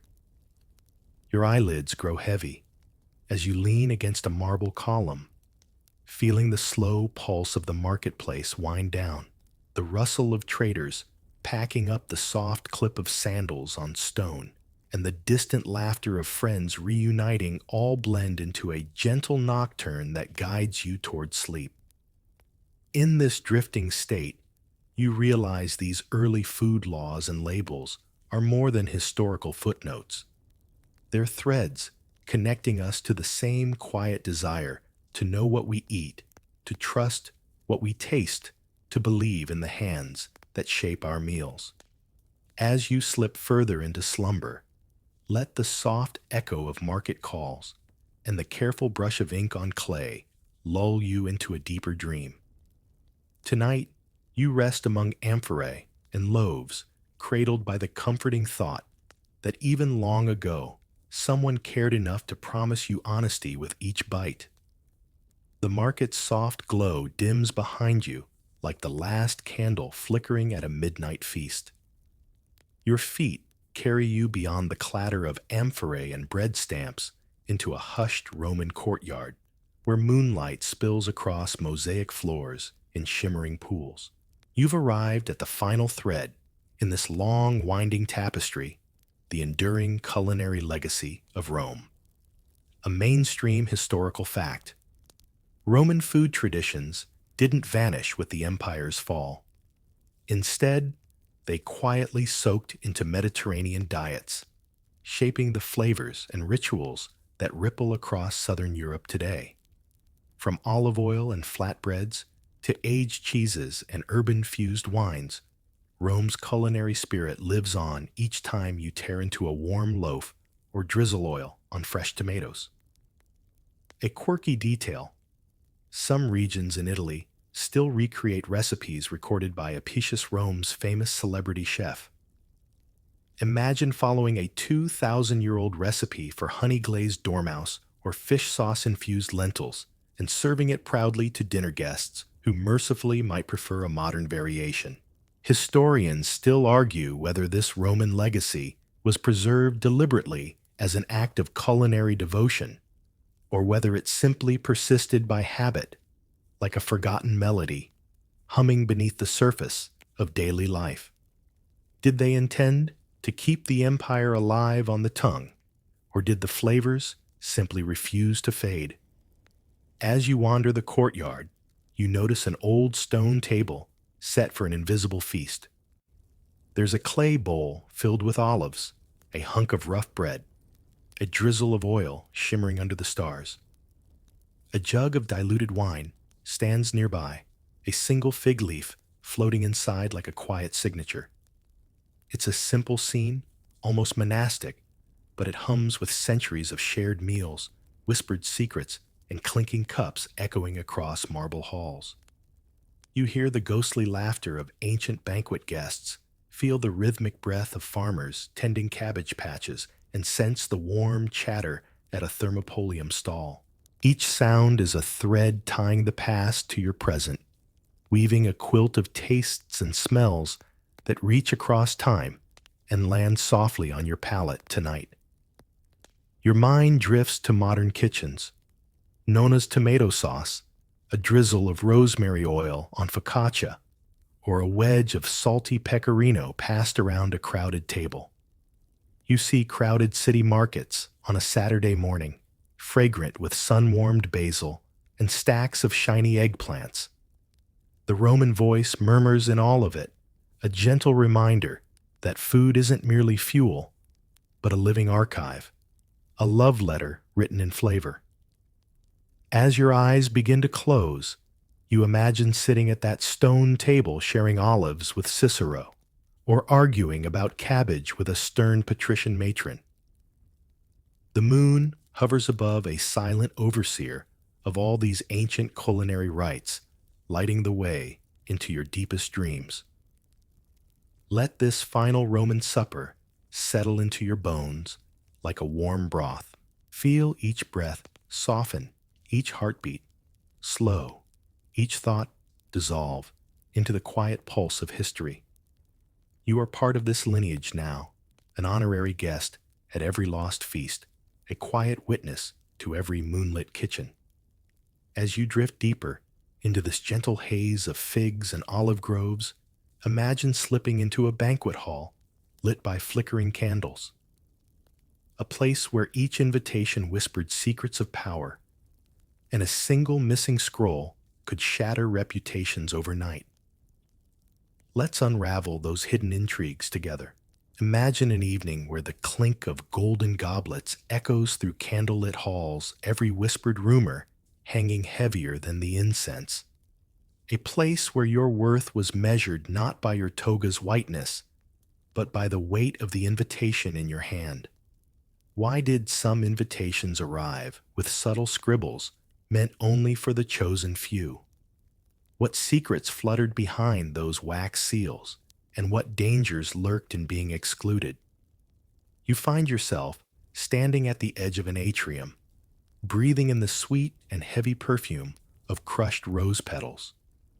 A servant glides by with a tray of honeyed almonds, eyes lowered as if he's guarding a state secret. The host's steward stands tall near the door, reading names aloud from a narrow strip of parchment, his voice as cold as marble. Only a select few are beckoned forward. The rest slink away. Heads bowed, clutching their regrets like a dropped coin. You shuffle forward, heart thudding. Tonight's feast is not just dinner. It's your chance to secure alliances, curry favor with a senator, or whisper soft threats into a rival's ear over a cup of Falernian wine. One mistake and your name might never echo through the forum again. Historians still argue whether these invitations were strictly about politics, or if they sometimes served as coded love letters to favored guests. Inside, you notice an elderly matron smoothing the hem of her deep purple stola, the color signifying her family's status. Across from her, a young poet fidgets, eyes darting to the door each time it opens, hoping for a patron's arrival. In a city obsessed with appearances, just being seen at the right dinner could mean new clients, new poems commissioned, or even a whispered promise of land beyond the Tiber. A guard might stop a newcomer with a curt gesture, no seal, no supper. Rumors swirl of forged invites slipping through a potter's apprentice masquerading as a senator's cousin, a wine merchant's daughter, bribing her way into the inner circle. It's a game of masks and secrets played out beneath flickering oil lamps. Outside, disappointed invitees wander off into the dark alleys plotting revenge or scribbling angry verses in cheap ink. Meanwhile, those admitted slip into a world of golden couches and exotic spices, each step forward a small victory in a city where social climbing is as vital as bread and olive oil. It's not merely about food or conversation. It's about imprinting yourself on the city's shifting social map, about weaving your story into Rome's ceaseless murmur. You imagine hearing your own name on a street corner tomorrow. Did you see who arrived with Gaius last night? Astonishing. Even the shape and size of the invitation carried symbolic weight. A tiny, meticulously folded note signaled a secret rendezvous. A large, elaborate scroll might announce a public spectacle. Wax seals bore familial crests that whispered centuries of lineage. There was artistry in this ritual, a slow dance of power and pride disguised as hospitality. The hush of the entrance hall trembles when a particularly powerful senator strides in his tunic shimmering faintly in the lamplight. You feel the collective inhalation as he pauses, scanning the room. Maybe he's searching for allies, or perhaps he's measuring future enemies. That's the beauty of Rome. Tonight's friend could be tomorrow's accuser, and a toast might conceal the sharp edge of betrayal. Historians love to debate, were these dinners just about indulging the senses, or did they serve as extensions of the Senate floor, where whispered agreements and silent nods could sway entire provinces? We may never fully know. And that's part of their midnight charm. As you slip deeper into the house, every echo on the mosaic floors tells a story. Each low chuckle, each half-hidden glance, a thread in the vast tapestry of Roman life. And while your own invitation might vanish into the coals by dawn tonight, you are here. You belong, at least for now. A hushed ripple moves through the atrium as servants gesture you toward a sprawling dining room walls, glimmering with painted gods and mythical beasts. Here you discover the Roman secret to ultimate comfort. They don't sit, they recline. You settle onto a low, cushioned couch called a lectus, propped sideways like a decadent cat. The host raises a brow as if to say, "Don't you dare try to sit up straight. That's for peasants and poets too nervous to exhale." The Romans believed reclining showed mastery over one's body, and more importantly, mastery over one's circumstances. If you could lounge while devouring oysters and figs, you clearly didn't have to toil or rush. Your elbow digs into a soft bolster as a servant floats by, offering you perfumed water for your hands. You feel both absurd and impossibly regal. Roman dinners weren't rushed affairs. They were entire nights of slow-motion indulgence, a kind of edible theater. Reclining around the U-shaped triclinium arrangement meant everyone could see and be seen every languid gesture broadcast to the room.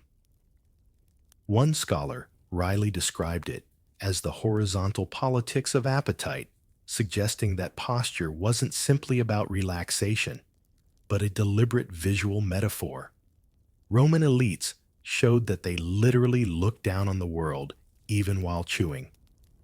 A certain philosopher claimed that reclining encouraged deeper conversations because it relaxed both the stomach and the mind.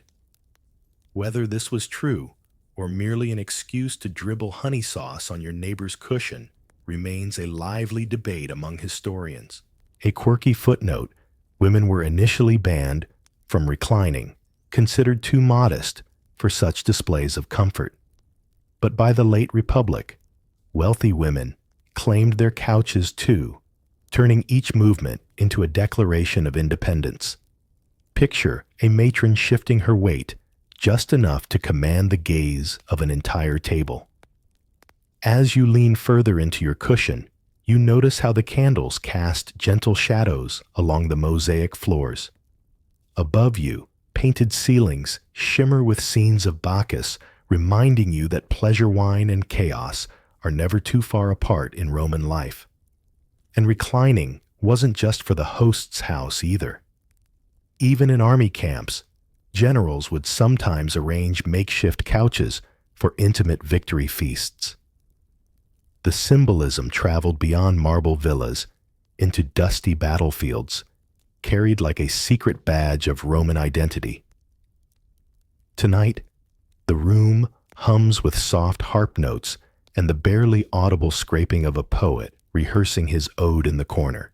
You sense that each guest's reclining posture reveals their hidden alliances, who faces whom, whose back is offered as a silent insult. Even a sideways glance across a shared platter can seal a political pact or spark a future betrayal. Some historians argue that reclining spread from Etruscan customs, while others claim it was a purely Hellenistic influence absorbed during Rome's conquests. The evidence lies scattered in frescoes and pottery shards, tantalizing clues, half buried and half whispered, across centuries. For you, though, the debate fades into the warm glow of lamplight and the weightless comfort of your chosen cushion. You shift again, subtly, reminding yourself and everyone else tonight, you're not a farmer, not a merchant. You're a Roman aristocrat floating on a sea of indulgence. The room quiets briefly as a line of servants enters bearing platters so ornate they might have been stolen from a temple. You catch the scent first, something sharp and briny, followed by the rich, nutty aroma of honey and roasted meat. Welcome to the first round, the gustatio, or appetizers. Tonight's starter surprises are designed not to soothe your appetite, but to stun it. Your eyes widen as a silver tray passes by, carrying plump dormice rolled in poppy seeds and honey, each one resembling a tiny edible sculpture. You hesitate, imagining the soft crunch, the shock of sweetness that follows. A senator to your left laughs softly, flicking open his napkin, as if to say, "You haven't truly dined until you've risked your dignity on a roasted rodent." Across the room, a young heir grimaces at a plate of oysters, their brine dripping onto his fine linen. For the Romans, culinary shock value was an art form in itself, the stranger, the better. A scholar once quipped that Roman starters were as much about psychological warfare as about taste. You weren't just feeding your stomach, you were demonstrating your fortitude, your adventurous spirit, your willingness to blur the lines between pleasure and disgust. Yet these dishes weren't all grotesque dares. You nibble on a delicate egg dish flavored with garum, the famously pungent fish sauce that could clear a room or ignite a lifelong craving. Somewhere between the salty tang and the soft egg yolk, you realize that Roman appetizers served as a sort of edible prologue to the evening's drama. A quirkier treat appears next stuffed sea urchins, their spiny shells gleaming under the lamplight.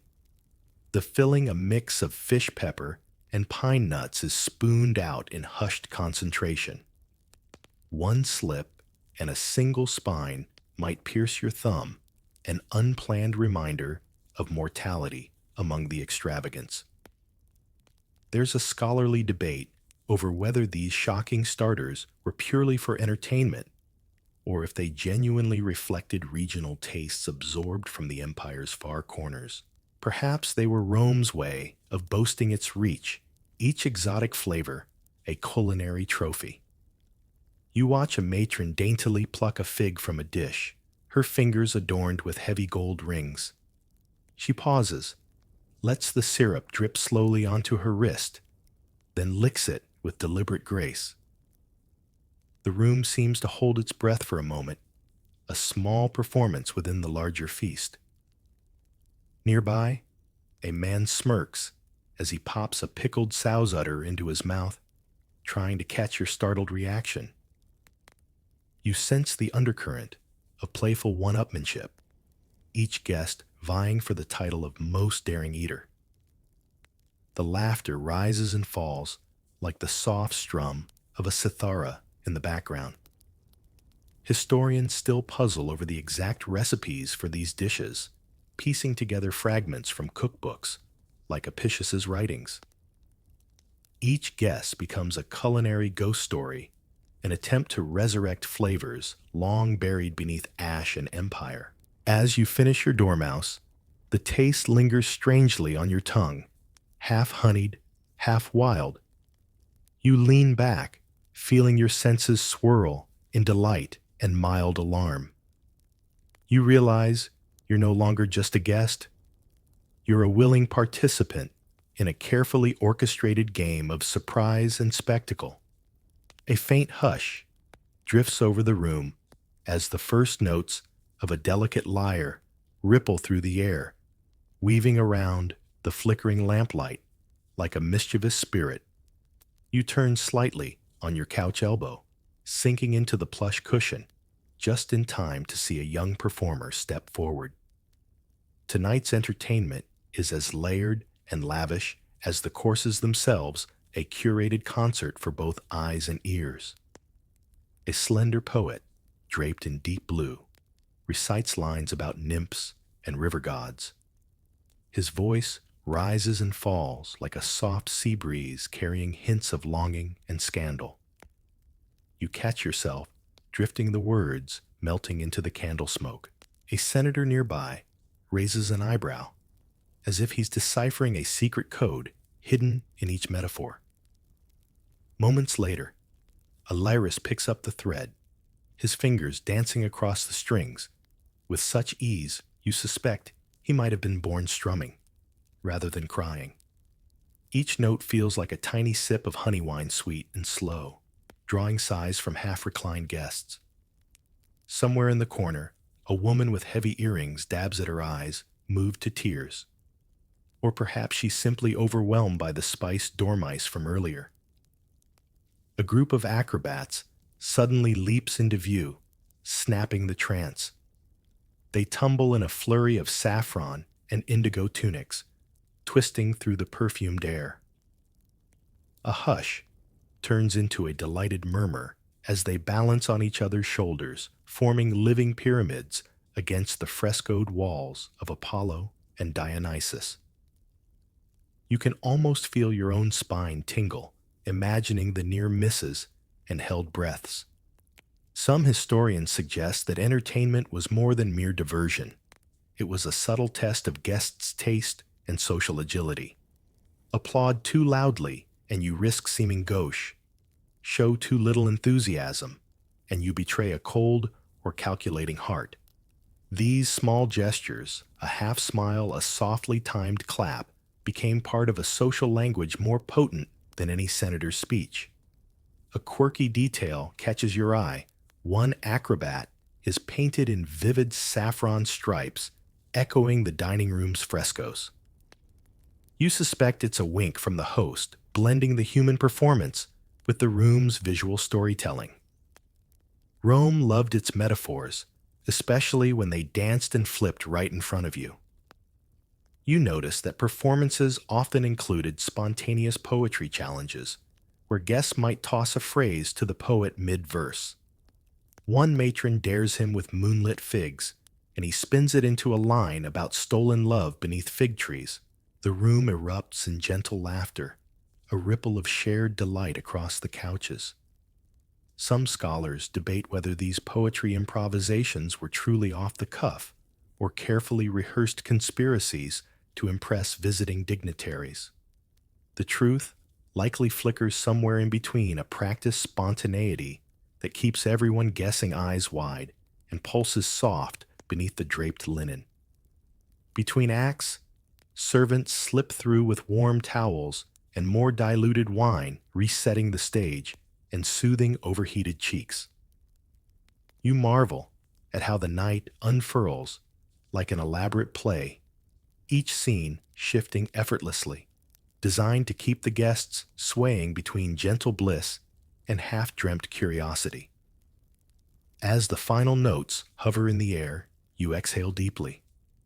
Tonight, you haven't just watched a show, you've been absorbed into a living mosaic, each laugh and lyric another tessera in a vast and shimmering story. You lean back your mind as drowsy and bright as a starlit Roman courtyard. A gentle shiver of anticipation settles over the triclinium as the entertainment ebbs into soft harp harmonies. You glance around, realizing that the night has only just begun its most elaborate phase, the onslaught of endless courses. Servants glide in with silver platters that seem to glow in the lamplight. First comes a grand boar, its tusks gilded and snout stuffed with figs and honey-soaked nuts. Your eyes widen at the sheer audacity. It's not merely food, it's an edible parade float. As you sip lightly spiced wine, another tray arrives, bearing peacock tongues nestled in pomegranate seeds. Yes, peacock tongues. You lean forward, curiosity warring with caution. A senator to your right nods solemnly as he plucks one, as though engaging in a delicate philosophical argument rather than dinner. The courses keep flowing in waves, spiced lamprey, arranged like coiling serpents, flamingo breasts, with a glaze of date syrup, and giant platters of layered dormouse pie. You start to lose track of where one dish ends and the next begins. There's no menu. Each plate is a surprise, a whispered challenge to your senses and your stomach. Some historians insist these marathon feasts were less about feeding hunger and more about showcasing the host's wealth and global reach. The rarer the dish, the more powerful the message. A well-traveled merchant might nod in approval at African pepper sauces, while a provincial governor might arch a brow at honey imported from distant Spain. A quirky anecdote you overhear from a neighbor, a particularly competitive host, once served ostrich brain pudding simply because he could a flamboyant flex that left more than a few guests feigning sudden illnesses. The man apparently found this hilarious. A lively scholarly debate persists. Were Roman palates truly adventurous, or were they simply addicted to novelty and spectacle? Did they genuinely enjoy flamingo? Or was it the culinary equivalent of wearing a peacock feather in your hair? Impractical, imprudent, and irresistibly attention-grabbing. Between courses, servants sweep away crumbs and sprinkle petals on the floor, creating a fragrant carpet beneath your bare feet. The candles flicker in rhythm with the rising laughter, the room echoing with the sound of goblets clinking and slow, satisfied sighs. You feel yourself drifting into a warm haze. Each course is a small story, each bite a punctuation mark in an elaborate narrative that only the Romans could script. From the boar's golden tusks to the delicate fish sauces, everything speaks of dominance, extravagance, and an unquenchable hunger for more, not just food, but influence, spectacle, and gossip. A servant discreetly leans in to refill your cup, and for a moment you consider refusing. Then you remember, in Rome, moderation is not a virtue celebrated at the banquet. You smile, letting the wine fill your cup once more. Somewhere in the corner, a young poet mumbles lines to himself about Bacchus and Dionysus sharing a plum tart under a moonlit vine. You chuckle softly, feeling the poetic absurdity settle into your bones like warm olive oil. You lean back, staring at the ceiling fresco of a stormy sea, imagining yourself floating just below the waves. The courses continue to appear one after the other, like gentle ocean swells lapping against the shore of your consciousness. You're no longer sure if you're eating or simply dreaming of flavors. As the final course of spiced pears and honey-soaked pine nuts arrives, you let out a long, languid sigh. The night is far from over, but for now, you're exactly where you need to be, halfway, between laughter and sleep, between history and dream. A sly hush returns to the room as servants clear away the last traces of honey and pear. Suddenly, goblets of deep red wine appear as if conjured from thin air. You sense a shift. The feast has crossed from indulgence into outright mischief. A guest to your left lifts his cup, his eyes glinting with conspiratorial glee. Here come the symposium games, or as you might call them, the original drinking challenges designed not for moderation, but for playful, chaotic unraveling. A servant produces a small carved dice cup. Guests take turns rolling each number, dictating a forfeit, recite a verse, sing a ridiculous line about your least favorite senator, or drink an entire goblet without pausing. You feel a shiver of anticipation run up your spine. Tonight, dignity is optional. Historians argue whether these wine games were true tests of wit or simply excuses to blur social boundaries and slip in a bit of humiliating fun. Imagine the sharp-tongued matron forced to improvise a song about her husband's bald head, or the young poet compelled to gulp 3 goblets while perched awkwardly on the host's prized bronze statue. A quirky moment catches your eye. One guest, so determined to avoid a singing forfeit, tries to bribe the dice master with a fig stuffed with silver coins. The entire room erupts in laughter, and the host claps with delight, clearly enjoying the spectacle more than any flamingo breast earlier. Some historians suggest these games functioned as subtle political arenas where alliances were whispered mid-gulp and rivalries cemented with each sly joke. You realize that here, under the mellow sway of Falernian wine, real power sometimes exchanged hands. As you sip, a warm dizziness takes hold. The painted gods on the walls seem to lean forward, their grape-stained lips curling in secret smiles. One figure of Bacchus appears to wink, as though encouraging you to toss aside your final layer of decorum. Meanwhile, servants whirl around, refilling goblets and balancing platters of salted nuts, sweet dates, and sharp cheeses to encourage even deeper drinking. The laughter thickens, rising, like the scent of spiced oil from the lamps. You watch a senator attempt to recite Homer backwards, his voice cracking in every possible direction. A young woman flicks a pomegranate seed at him, in mock disdain, drawing delighted gasps from nearby couches. It's a dance of embarrassment and charm, a shared journey into carefully orchestrated absurdity. Historians still debate, were these symposium antics a Roman innovation? Or did they borrow heavily from Greek symposia traditions? The overlap is murky, and like the guests tonight, the origins are likely a little bit of everything, blended to perfection and poured with a flourish. A guest at the far end raises his cup and shouts a toast to eternal scandal and fleeting sobriety. The room answers with a chaotic cheer, echoing through the columns like an ancient hymn to misrule. You lean back, letting the haze wrap around you like a warm cloak. In this moment, you realize you've crossed the line from cautious observer to willing participant. Your cheeks flush, and the world softens into a dreamlike pool of clinking cups and unfinished poems. As the dice rolls continue, you feel a deep sense of unity with these long-gone revelers. You're all there together, drifting between history and sleep, each laugh a gentle tug toward a more delicious oblivion.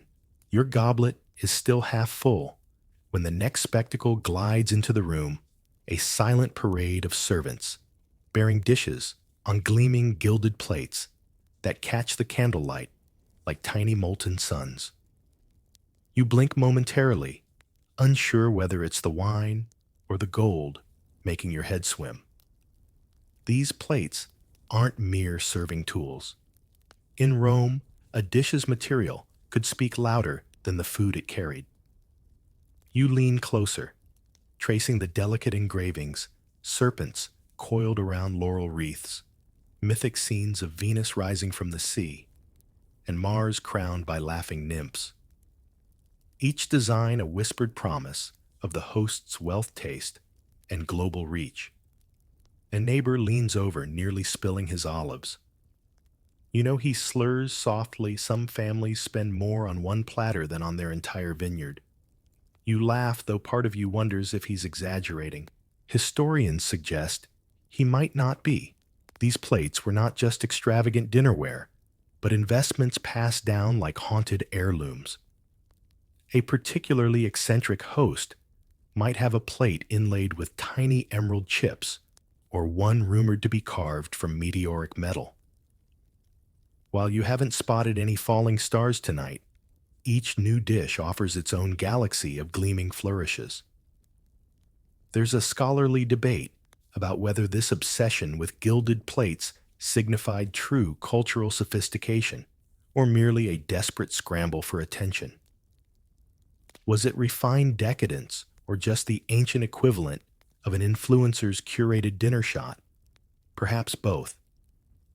As you chew a delicate slice of honeyed boar, you realize the plate beneath it is so intricate you almost hesitate to smear it with sauce. Almost. After all, what good is a treasure if it doesn't carry the evidence of a memorable meal? A quirky rumor floats down the table. Some guests supposedly brought their own elaborate plates, eager to outshine even the host. One man allegedly arrived with a dish crusted in tiny pearls, only to leave it behind in a drunken haze. The servant, who found it supposedly, hid it away and lived comfortably ever after. The plates double as conversation starters or weapons depending on the tension simmering beneath the honeyed figs and sweet cheeses. You watch two guests edge their plates closer together in a silent duel of artistry, their laughter barely masking the competitive sparks. Meanwhile, servants discreetly wipe spills with soft linen, careful not to smudge the gleaming surfaces. One slip of oil, one dropped date, and an entire narrative of prestige could crack like thin ice on the Tiber. In the corners of the room, you notice the less wealthy guests, casting furtive glances at each shimmering plate, calculating value, assessing power. You sense a flicker of envy, a quiet oath to someday host a dinner even grander. Some historians claim these gilded displays helped codify Rome's elaborate social ladders, embedding hierarchy right into the dining experience. A host might invest a fortune in plates alone to ensure each guest left both impressed and just slightly insecure. As you finish your last olive and place your goblet back on that impossibly ornate dish. You feel the echo of countless hands that have held it before you. Laughter whispers ambitious dreams, all engraved invisibly into the gold. You lean back your fingers, brushing the edge of the plate. For a fleeting moment, you imagine it whispering your own story, forward through time, another tale hidden beneath layers of shimmering decadence. You shift lazily on your cushion as a servant slides past carrying a small wooden box lined with linen and stuffed with fragrant herbs. He pauses by each guest, carefully unveiling tiny glass vials and ceramic pots.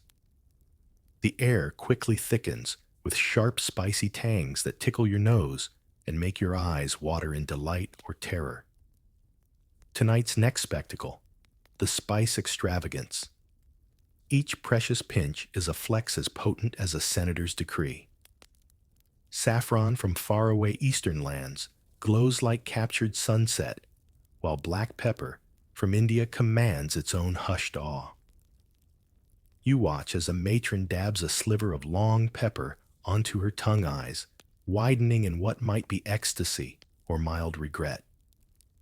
A neighbor proudly brags that he once paid enough for a single jar of cinnamon to buy a small vineyard outside Capua.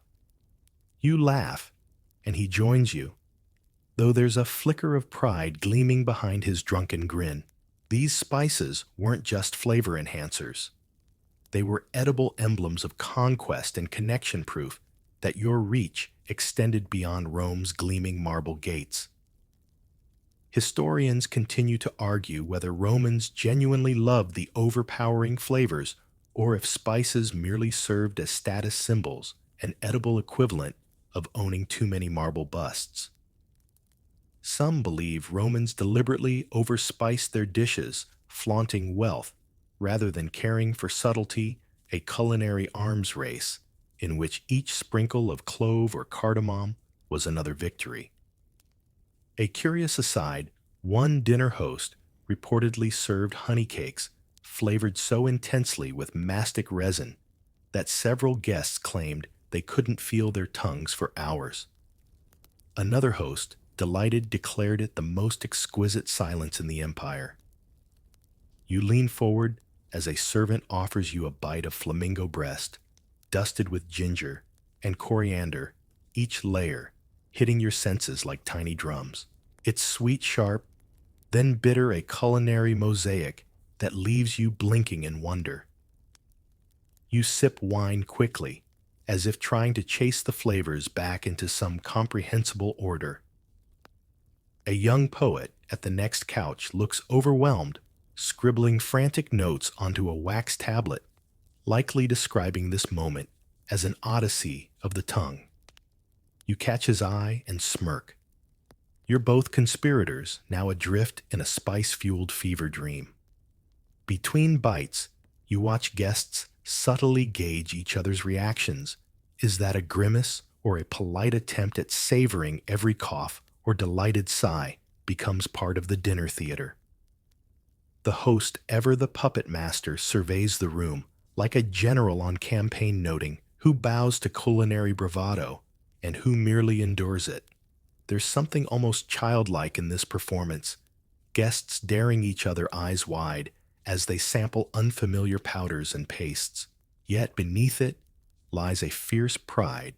If you could handle the strongest flavors, perhaps you could handle anything, from politics to betrayal.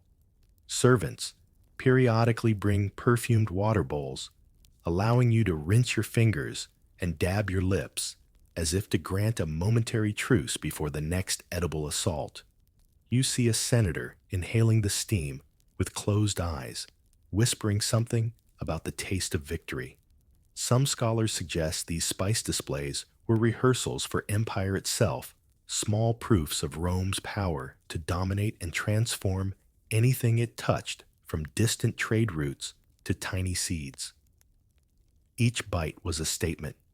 We control the world, and tonight we consume it. You lean back, the last bite of peppered fig still burning slightly on your tongue. The room pulses around you alive, with gleaming laughter and half-dared challenges. Tonight your palate has traveled as far as any legion, and perhaps further. A hush drapes over the room, as servants extinguish a few lamps, plunging corners into velvety twilight. The remaining light flickers along the walls, revealing what might be the true star of the evening, the dining room decor itself. Your eyes drift across sprawling frescoes that leap to life in the wavering glow. Bacchus lounges with a goblet the size of your head, his eyes half closed in eternal drunken bliss. Venus reclines on a shell pearl scattered like spilled milk around her. Each painted figure seems to smirk or wink, as if sharing private jokes with the tipsy guests. You trace a delicate vine motif twisting along the ceiling, sprouting tiny painted pomegranates and ivy leaves so detailed you almost expect a cicada to chirp from them. Historians often argue whether these motifs were purely decorative or encoded with moral lessons. Did they celebrate hedonism, warn against it, or simply delight in its contradictions? A quirky aside, some hosts hired traveling painters to refresh or even completely replace their frescoes before major banquets, ensuring that repeat guests never saw the same wall twice. A fickle sense of style or strategic psychological warfare. Scholars are still debating. You shift your gaze to the mosaic floor beneath your cushion. Glass tesserae shimmer like stars caught in a pond, forming sea creatures, mythic beasts, and elaborate geometric mazes. The floor isn't merely something to walk on. It's a conversation starter, a bragging platform, and perhaps a sly commentary on life's tangled paths. You overhear a senator tracing a dolphin mosaic, with his sandal musing aloud about whether it symbolizes playful loyalty or fickle alliances. Another guest snickers, suggesting it more likely represents the senator's mood after 3 goblets of spiced wine. The walls themselves become living characters during the feast. You notice guests gesturing toward painted satyrs when teasing each other, or pointing at Cupid when hinting at romantic entanglements. The decor serves as an interactive script, a visual subtext for whispered intrigues and loud boasts. In one alcove, a painted garden scene stretches toward an illusionistic vanishing point, making the room feel like it opens into a lush grove at dusk. You squint and almost expect a breeze to rustle the painted olive trees. It's no mere trick of the eye. It's a whispered invitation to leave the mundane world and enter a shared dreamscape. A young guest, perhaps on the edge of too much wine, begins to talk to a fresco of Mercury, asking for good fortune in tomorrow's Senate debates. No one stops him. Instead, a woman across the room raises her goblet in mock salute to the painted god. The laughter that follows is soft, intimate, a shared recognition of Rome's blurred lines between sacred profane and absurd. Some historians argue that these rooms acted as a stage for identity. The decor wasn't just about beauty. It was a curated portfolio of your intellectual and aesthetic credentials. A well-chosen fresco might prove your Hellenistic education, while a detailed floor mosaic hinted at your maritime business successes or taste for foreign luxury. You lean back, running your fingers lightly over the mosaic's cool edge. The images ripple in your wine-soaked mind, a kaleidoscope of stories waiting to be decoded. You realize that tonight, you're not just reclining on a couch. You're floating through a painted myth part, guest part actor, and part audience to a grand Roman illusion. As another lamp flickers low, you catch the painted eye of a reclining satyr across the room. You almost believe he winks back at you. You smile, sinking further into your cushion, the line between reality and artistry dissolving as gently as honey in hot wine. A sudden hush rolls through the room, softer than silk sliding over bare skin. You glance up to see servants entering with baskets, each one brimming with small, ornately wrapped parcels. It's time for the final social chess move of the night, the guest gifts. Each package is presented with a bow and a subtle knowing smile.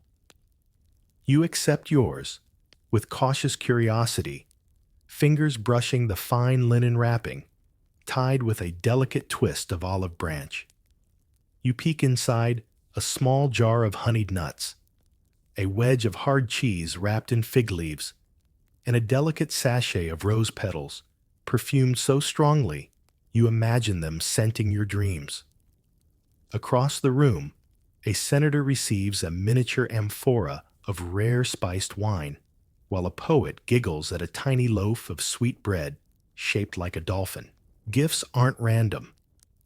They're meticulously chosen reflections of status favor and the host's subtle judgment of each guest's worth. Some historians argue whether these tokens were genuine gestures of warmth or sly instruments of social leverage, an edible ledger of who owed what to whom. Did the senator's extravagant amphora hint at a pending favor? Did your humble honey nut suggest that your friendship was sweet but easily consumed?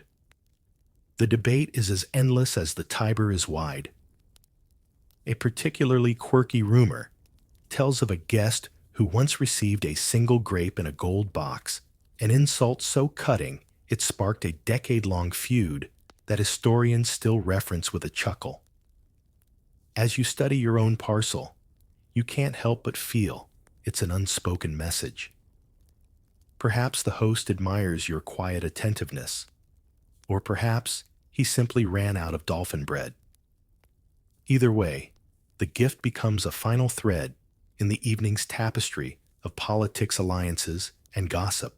You watch a matron slip her rose sachet into her sleeve, eyes glinting with amusement. She might pass it to a lover later, a fragrant token carrying unspoken messages far beyond the banquet walls. The young poet, meanwhile, clutches his dolphin bread like a lucky charm, likely planning to immortalize it in tomorrow's verses. Servants move among the couches, collecting hushed gratitude and bowing heads, their hands a blur of practiced courtesy. Even here, performance reigns supreme. Each thanks must be gracious, but not groveling, warm, but not desperate. To fumble this moment is to risk 100 whispered jokes at your expense tomorrow. You sense a ripple of private satisfaction running through the guests. Tonight's gifts are not just food. They're talismans, edible souvenirs that allow each guest to carry a sliver of the banquet's magic back into their daily life. Historians still puzzle over why this tradition held so fiercely in Roman culture. Perhaps it soothed the sting of excess, or offered a way to share a sliver of elite life with household staff waiting back home. Or maybe it was simply another layer of Rome's obsession with ritual and subtle power games. As you tuck your parcel into the folds of your cloak, you feel both heavier and lighter. The night has been a dance of indulgence, laughter, and layered meanings, and now a final gift punctuates the narrative. You lean back, the scent of rose and honey ghosting around your head, and imagine tomorrow's dawn. You'll wake to a new day, a new round of whispers. But tonight, in the drowsy warmth of this painted sanctuary, you hold proof that you belonged, if only for a few hours. The lamps flicker lower now, shadows blooming and stretching like long-forgotten secrets across the mosaic floor. You watch as servants prepare the next marvel, the culinary theater. Tonight, food itself transforms into illusion, each dish an edible jest at the boundary between what is real and what is imagined. A hush falls as a platter is carried forward, covered in a shimmering silver dome. The host rises slowly, eyes glinting with delight, and with a theatrical flourish lifts the lid. A collective gasp ripples through the couches, a roast pig seemingly whole and unbroken. But as the knife glides in dozens of tiny songbirds, burst forth wings, flapping songs spiraling toward the frescoed ceiling. Some guests shriek, others clap wildly. You grip your cushion heart, hammering in disbelief. The Romans called this dish porcus troianus, a Trojan pig, a culinary ambush meant to dazzle and confuse. Historians still argue whether this was an invention of one particularly eccentric gourmand or a long-standing tradition borrowed from Eastern banquets. A quirky detail: one poet claimed a friend once fainted during such a reveal, convinced Bacchus himself had descended into the dining room, disguised as a flock of doves. True or not, the story still echoes through whispered toasts centuries later. The surprises continue. Another servant rolls in what looks like a giant egg. With a quick strike, the shell cracks open to reveal steaming sausages and spiced dates arranged like a miniature orchard. You glance around, noticing guests covering their mouths, half to stifle laughter, half to catch the scent before it drifts away. Some historians suggest these edible illusions were a Roman response to boredom, an antidote to predictability in an empire already saturated with spectacle. Others argue they mirrored Rome's deeper love affair with transformation. The same city that turned marshes into marble forums could surely turn a pig into a birdcage. At the far end of the table, a matron delicately peels back a fig, only to find it stuffed with tiny fish eggs dyed with saffron and beet juice. She hesitates, then pops it into her mouth, eyes narrowing as she deciphers the wild clash of flavors. You can't help but smirk. In Rome, even a fig is a stage for drama. Another servant wheels out a pie, as large as a small shield. When sliced, it oozes a lavender cream scented with rose petals, a dessert masquerading as a warrior's weapon. The line between food and performance blurs so thoroughly that you find yourself questioning your next bite. Is it a simple olive, or is it filled with spiced honey, waiting to explode across your tongue like a hidden joke? You catch the host's eye for a moment. He nods, as though letting you in on the evening's greatest secret. Tonight isn't really about nourishment at all. It's about the pure joy of wonder, the delight of being surprised. Like a child beneath the moonlit arches of the forum, a poet leans over wine-smeared lips, curling into a grin. In Rome, he slurs softly, "We don't eat to live, we live to be amazed." You raise your goblet in silent agreement, your heart still racing from the bird's sudden flight. Some scholars say these culinary illusions foreshadowed later European banquets, where sugar castles and edible swans would delight kings and queens. Rome has always laid the foundations for countless feasts to come. As the last dish is whisked away, you recline deeper into your cushion, your senses overloaded yet hungry for the next impossible marvel. Here, amid the laughter and whispered bets on what might fly or crawl from the next platter, you are no longer just a guest. You're an actor in a dream, woven from olives, honey, and moonlight. A warm draft sweeps through the dining room as servants begin their next act, moving not as silent shadows, but as living ornaments in this grand performance. Tonight, the servants themselves become part of the banquet's intricate ballet, not merely background support, but a deliberate and mesmerizing spectacle. You notice it first in their coordinated movements, a line of servers gliding in unison, each bearing a different colored jug, pouring wine in waves that catch the lamplight like shimmering ribbons. Every gesture feels choreographed, each pivot, and bow so smooth it might as well be a temple ritual rather than simple service. A guest across from you whispers, "Did you see that they trained for weeks just to perfect the way they twist their wrists while pouring?" You blink in surprise. Scholars still argue whether these movements were truly rehearsed or arose naturally from the servant's daily grind, transformed into an art form. Perhaps both an elegant blend of duty and showmanship. A quirky rumor surfaces in your ear.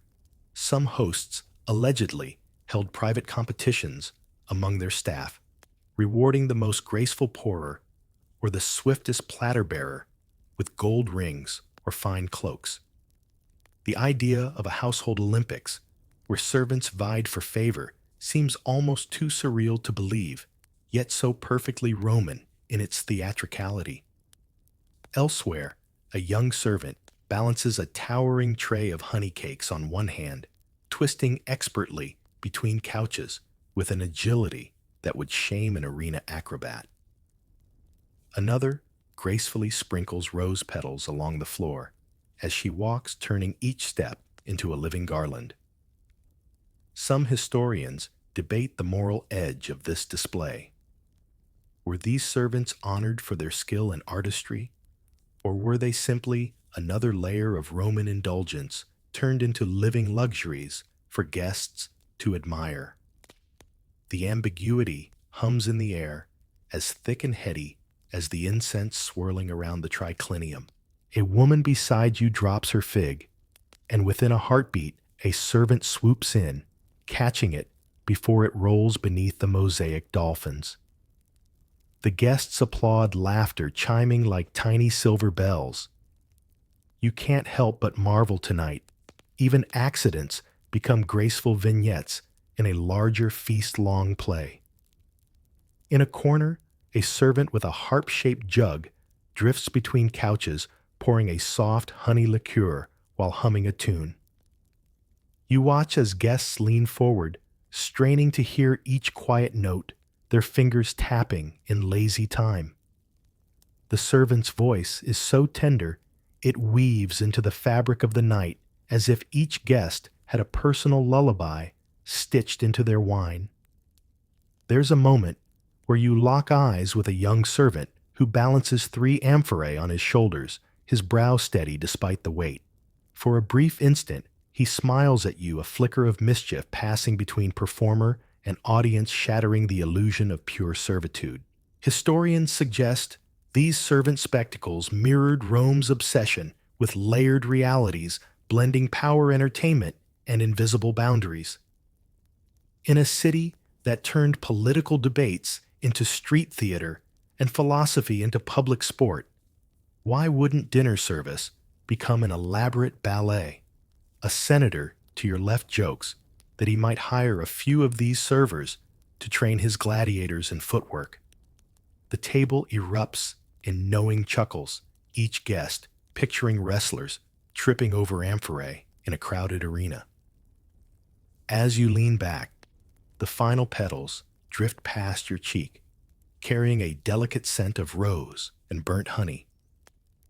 You sense that tonight, every swirl of the wine, every silent glance, every flick of a servant's wrist stitches you deeper into a tapestry woven centuries before you ever set foot here. You close your eyes for a moment, half expecting to feel a servant whisk past another hush. Rising, another toast shimmering into the air. Instead, all you feel is the luxurious pulse of a city that never stops performing, not even in its quietest, most intimate moments. The room feels heavier now, as though all the laughter and clinking goblets have turned into a thick mist drifting between the frescoes. You shift on your couch and glance down below. You lies a small mountain of discarded fig skins, olive pits, and peacock bones. And so begins Rome's most brazen finale, the artful display of waste. You realize that these leftovers aren't swept away in shame or hidden behind curtained doorways. No, they're laid out for all to admire each scrap, a badge of excess, a shimmering monument to the host's triumph. Historians have long debated the origins of this curious ritual. Did it start as a genuine expression of abundance or as a subtle dig at those who might scrimp and save? Perhaps it was both an unspoken declaration that in this house wealth flowed so freely that even what was tossed aside deserved its own spotlight. A quirky story passes from couch to couch. One particularly boastful senator supposedly invited his rival to a banquet only to serve an endless stream of delicacies that no one was expected to finish. By the end of the night, servants piled leftovers so high they formed a pyramid in the atrium.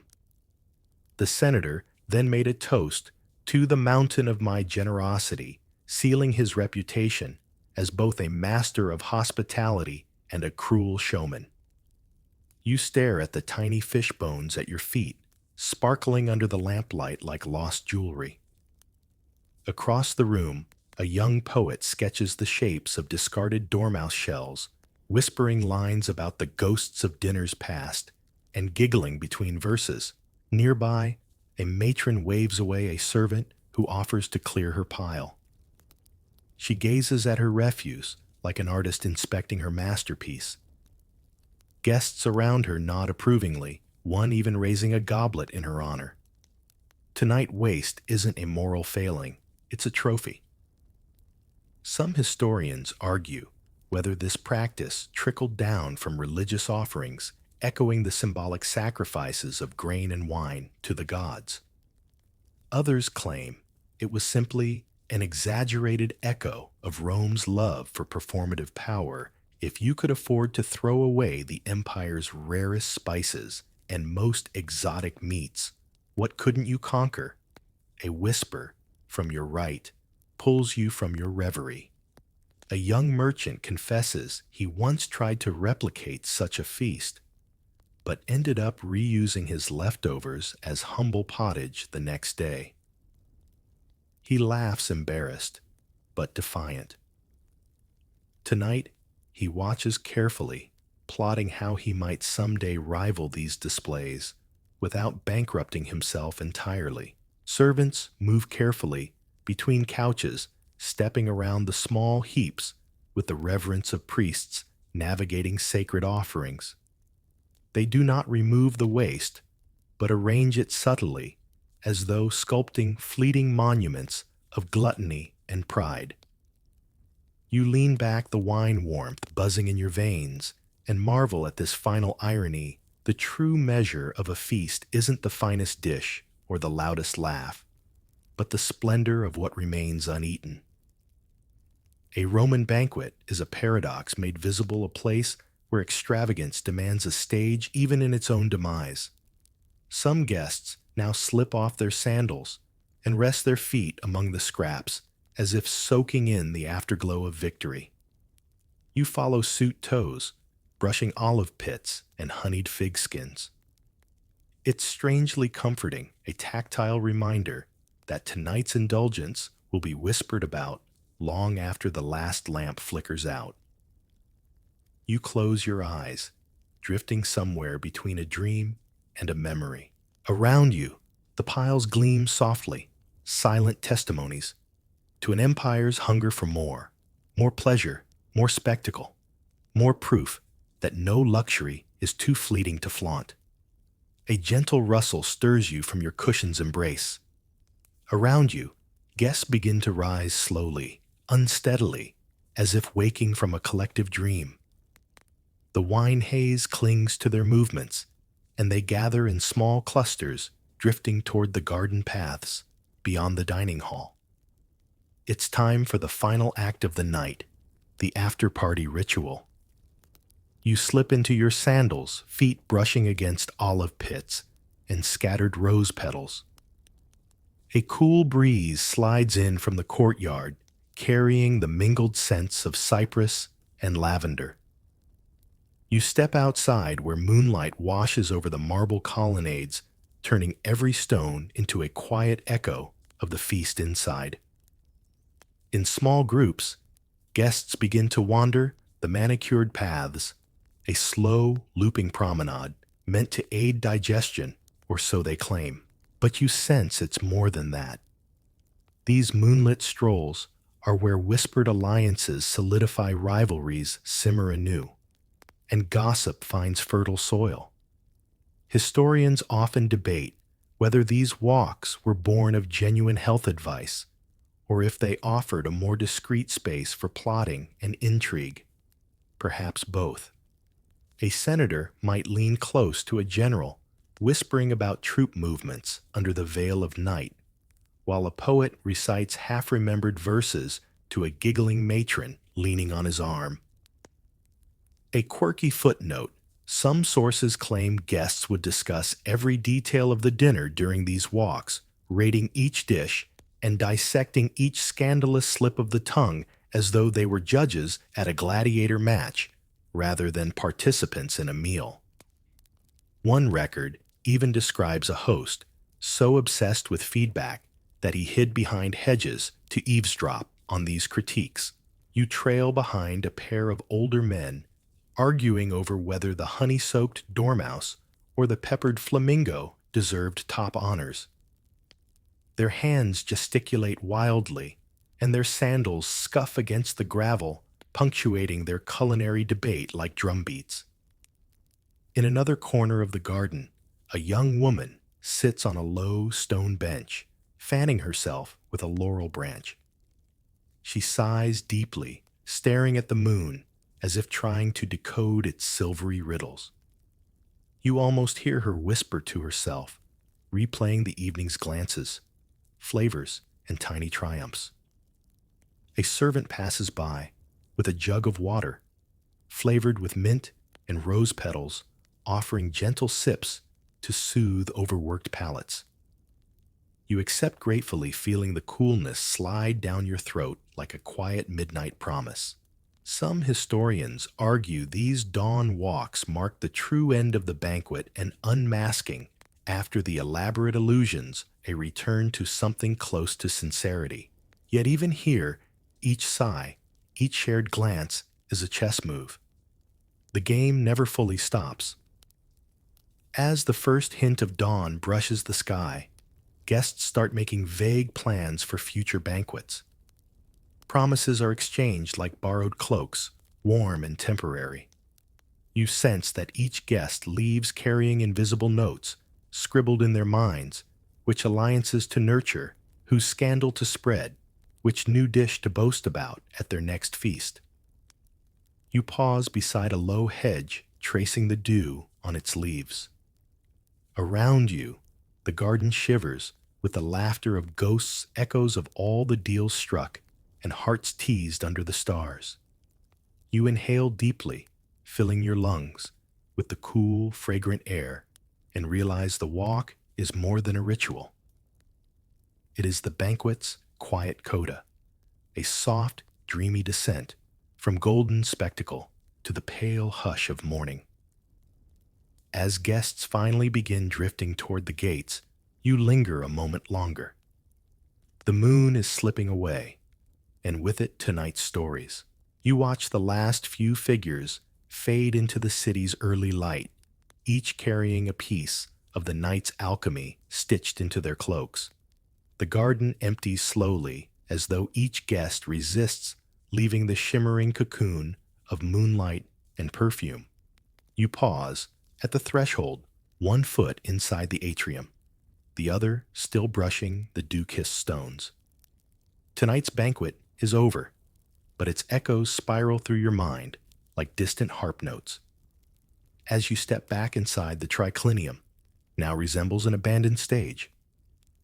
After a final act, couches slightly, askew plates crusted with saffron sauce, and petals curled into tiny brown fists. The silence is soft, but immense, filled with the hush of 1,000 whispered secrets. Historians often muse on this quiet aftermath, suggesting it is here in these hushed hours that Rome's true soul flickers most clearly. The city of marble and thunderous applause reveals itself in candle stubs and half-drained goblets in the fragile calm after the roar.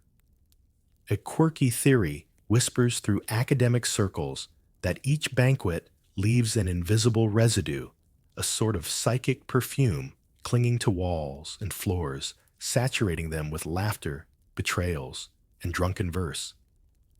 Some say the walls themselves remember.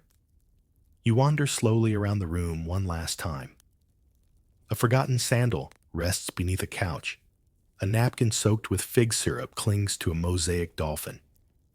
A half-eaten honey cake lies on a gold plate, its last bite forever paused in time. You feel almost like an intruder in a sacred ruin, tiptoeing among relics that tell a story too complex for any single tongue. By the entrance, you spot a servant snuffing out the last lamp, the flame shrinking with a soft sigh.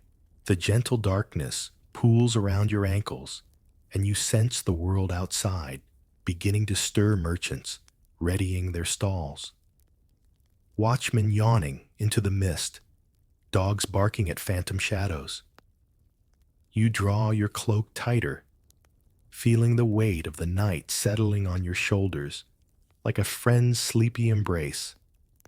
Each moment of tonight, every grape, every gamble, every gilded glance now transforms into a thin thread in the tapestry of memory.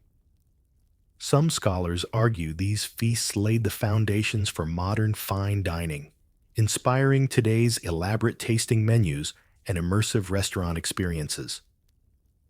Others insist that no contemporary dinner can match the sheer audacity and theatrical flourish of Rome's culinary bacchanalia. Perhaps they're both right. Perhaps we still chase the same hunger for surprise, for a fleeting taste of godlike indulgence. As you step outside into the dawn's pale hush, you catch the first scent of baking bread from a nearby oven, a warm counterpoint to the night's honeyed aftertaste. You turn back for one last glance at the villa's silhouette, already dissolving into the morning mist, like a dream you're trying desperately to hold on to. You walk away slowly, your feet brushing the first petals of day, your mind echoing with lyre notes and whispered intrigues. Tonight's banquet has ended, but its essence lingers in you, a secret warmth glowing beneath your ribs, a soft story you'll carry into countless dawns. And as the honey lingers on your lips, imagine silk so fine it shimmers like moonlight sliding across marble halls. There senators stagger under the weight of distant spice secrets and shimmering dreams. What did they taste? What did they crave? Let's step into their luxurious trance together.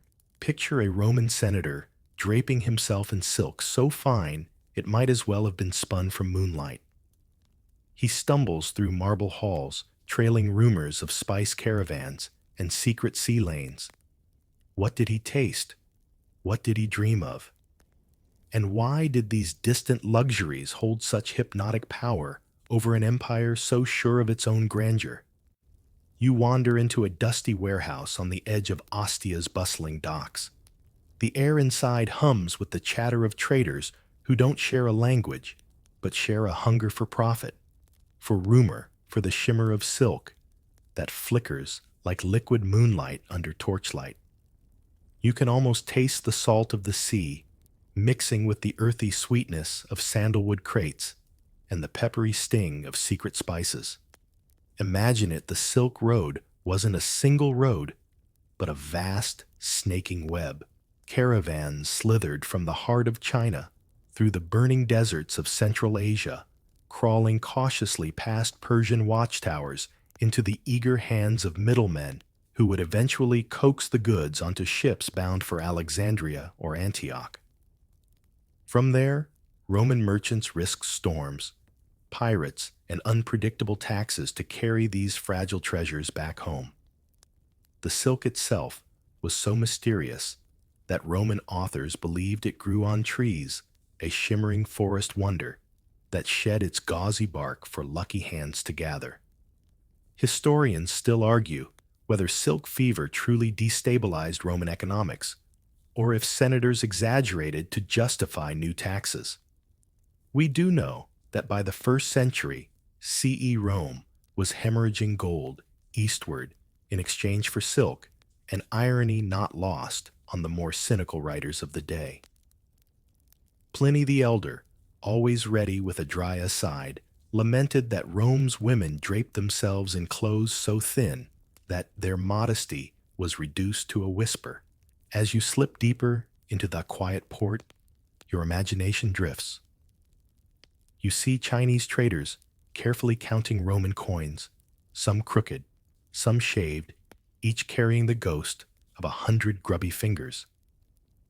You hear Armenian middlemen negotiating in frantic whispers, convinced every grain of cinnamon might be worth a senator's ransom. And somewhere near the back, under a canvas tent, a pair of young Roman soldiers dare each other to sample a new mysterious spice, only to splutter and laugh as their tongues catch fire.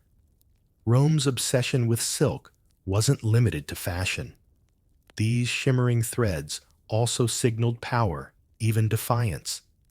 Banned by some emperors who feared its association with decadence, silk still found its way into private banquets, gladiatorial costumes, and the quiet boudoirs of patrician villas.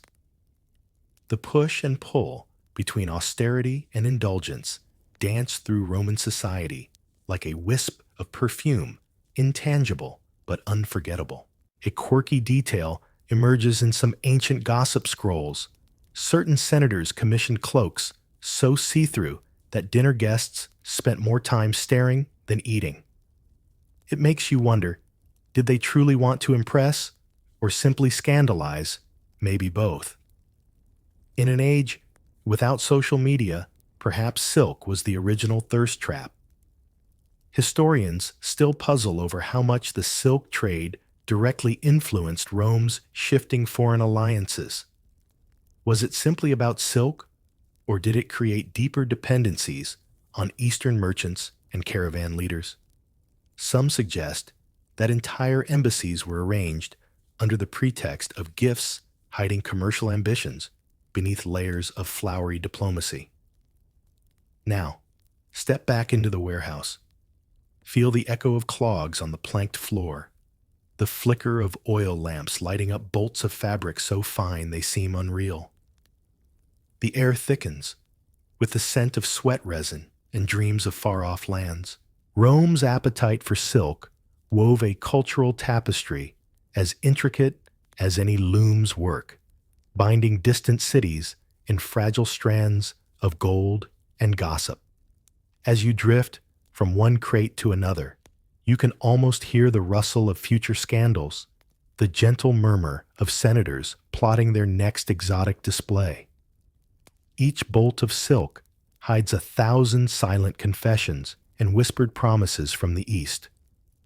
You might think it's just fabric, but in Rome, silk was a whisper of the impossible, a shimmering thread tying together worlds that should have remained strangers.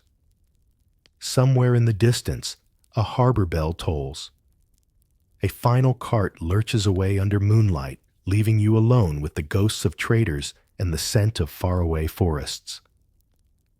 You trace your fingers over a sample of silk, and for a heartbeat, you imagine the hush of an imperial bedroom, or the roar of the Colosseum crowd catching a glimpse of a shimmering cloak. You breathe out, letting the echoes swirl around you, and prepare to step forward into the next chapter of Rome's edible obsessions. A faint shift in the harbor breeze tugs at your sleeve, and before you know it, you're following a trail of peppercorns, tiny black seeds rolling across the stones like mischievous beetles. If silk shimmered like moonlight, pepper sparked like hidden embers in Roman hearts. You wander past fragrant stalls where pepper merchants grin eyes glinting with quiet mischief. Here, black pepper wasn't merely seasoning. It was liquid gold compressed into a bead. So valued was it that Rome's elite would lock away pepper in small ivory chests, whispering about it as though it were a scandalous love affair. By the first century, CE black pepper had infiltrated nearly every dish on the upper-class Roman table. You imagine being a dinner guest at a senator's villa, watching as slaves ground pepper over roasted peacock sweet figs and honey cakes. The aroma alone must have coaxed the gods down from Olympus for a midnight snack. One curious recipe mixed pepper with wine and honey into a sweet, fiery sauce, an experiment that sounds bold even by today's standards. The Roman Empire's appetite for pepper left a trail from the Malabar coast of India all the way to the Forum. Pepper caravans carried on camel trains and battered ships moved under the cover of darkness, each kernel guarded as fiercely as any crown jewel. Historians still argue whether these precious seeds outweighed Rome's need for gold, or if chroniclers exaggerated to lampoon an empire obsessed with culinary flexes. Picture a Roman accountant, quill in hand, muttering curses as he tries to calculate a pepper tax so labyrinthine it might as well be a riddle from the Sphinx. Meanwhile, unscrupulous traders snuck cheaper grains, long pepper, or even burnt barley into shipments, hoping to fool patrician noses. This culinary cat-and-mouse game left the city buzzing with rumors, lawsuits, and whispered accusations over dinner tables. A quirky tidbit: Pliny the Elder, our ever-skeptical gossip, lamented that Rome's coffers were drained not by war, but by housewives obsessively seasoning lentils. He wrote that pepper was taken for granted as a necessity, not a luxury, a detail that must have horrified traditionalists who believed a good life required only olive oil and stoic resolve. You can almost hear the gentle clink of amphorae and the rustling of silk robes in the background as Rome's culinary identity transforms. By now, pepper had become a social currency as much as a flavoring. Guests who brought pepper as a gift were welcomed like minor gods.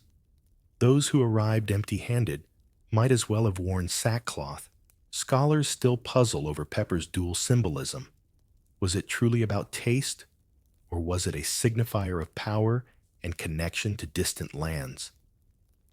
One school of thought argues pepper was Rome's edible empire, a tactile way to prove global reach. Another suggests pepper was a distraction, a clever culinary smokescreen hiding economic vulnerabilities beneath a spicy veneer. You stroll deeper into the pepper merchant's labyrinth, dodging shouting dock workers and weaving through piles of tiny black pearls. Your fingers tingle at the thought of a single peppercorn slipping through history to appear in your own kitchen mill tonight. You pause to smell a small leather pouch of a specially prized telecherry pepper, imagining it being ground over flamingo tongues at a dinner party you wouldn't want to attend. Or maybe you would just for the story. As you breathe in the sharp, nose-prickling scent, the story of Rome's pepper craze unfurls like an endless scroll. You sense the same thrill that ancient diners must have felt, a spark of fire at the edge of the tongue, a bragging right that transcended empires, a tiny bead holding entire trade networks together, like stitches in a vast fragrant tapestry. Somewhere behind you, a merchant bell rings and a heavy ledger snaps shut. You slip quietly away, a final peppercorn rolling at your feet, guiding you toward the next salty tale in Rome's culinary saga. A stray peppercorn rolls off into the shadows, and suddenly you find yourself on a white sun-baked road, shimmering in the midday haze. It leads to salt, that pale crystalline treasure which once paid Roman soldiers and propped up entire empires. You pass a long column of mules carrying heavy baskets that glitter faintly in the light. Their drivers shout and curse, their voices blending with the crunch of hooves on the salt-crusted path. You bend down Scooping up a pinch of the stuff, it sparkles like snow, but bites the tongue with a briny jolt, sharp enough to rouse even the sleepiest senator from his wine nap.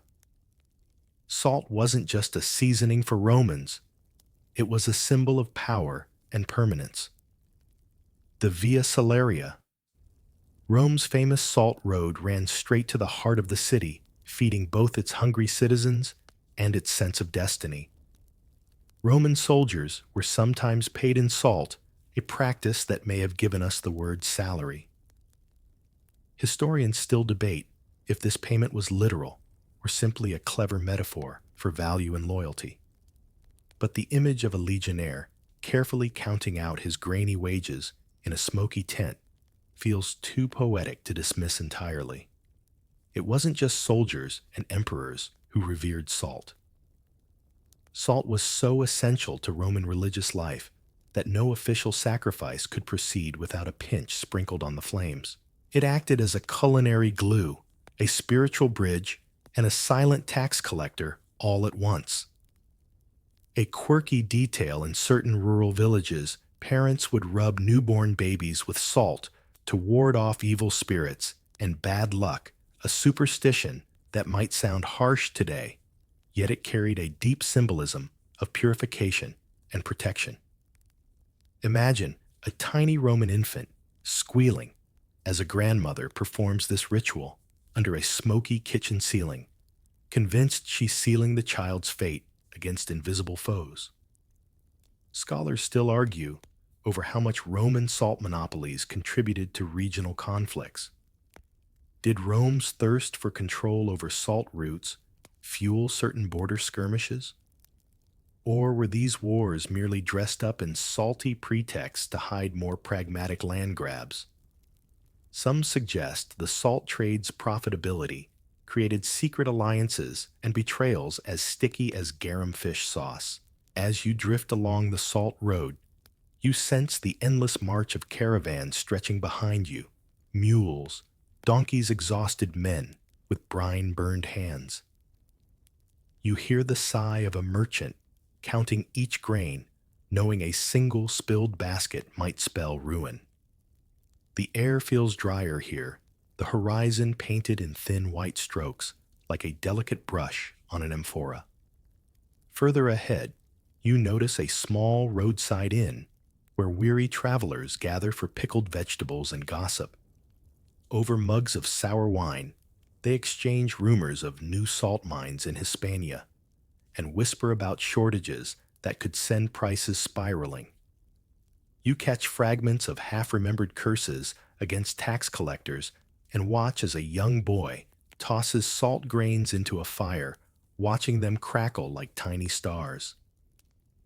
Perhaps in that moment, the boy dreams of leaving this dusty road, escaping to the city, where salt becomes sauce, where its hidden power lies not in a basket, but in a senator's wink or a priest's blessing. But for now, he is bound to this ancient route, caught between superstition and commerce. Stepping away from the inn, you follow the echo of hoofbeats, feeling each step sink slightly into salt-dusted earth. You marvel at how these grains, so simple, so plain, carried empires on their crystalline backs. With each inhalation, the air tastes a little more like tears and sea spray, a reminder that Rome's mighty walls and marble halls depended as much on these quiet minerals as on armies or senators' speeches. The sun slips toward the horizon, leaving a shimmering white glow in its wake. You brush the salt dust from your fingers, hearing distant horns announce yet another shipment's arrival. You turn your gaze ahead, already feeling the pull of another Roman, craving one as intoxicating as it is vine-soaked. A gentle dusk settles over the salt road, and a sweeter scent now tugs you away, the tang of fermenting grapes drifting like a mischievous spirit. Before you realize it, you're standing among rows of clay amphorae, each sealed with wax and humming softly with promise. Welcome to the world of Roman wine, where every sip is a quiet argument with the gods. You lean against a crate, marked with a merchant's sigil, the scent of resin olive oil and sweet must wafting upward. The amphorae beside you bear painted inscriptions telling stories of distant harvests in Gaul, lush Aegean vineyards, and the scorched hillsides of Hispania. Each jar is a bottled letter from lands Rome claimed to love or conquer. Wine in Rome wasn't simply a beverage, it was a social passport, an economic lifeline, and a daily ritual that slipped easily from the temple to the tavern. The city's poorest citizens drank cheap sour plonk, cut with seawater, while senators boasted a vintage Falernian that could ignite if you waved a torch too close. Historians still argue whether the legendary strength of some vintages was real or a result of poetic exaggeration.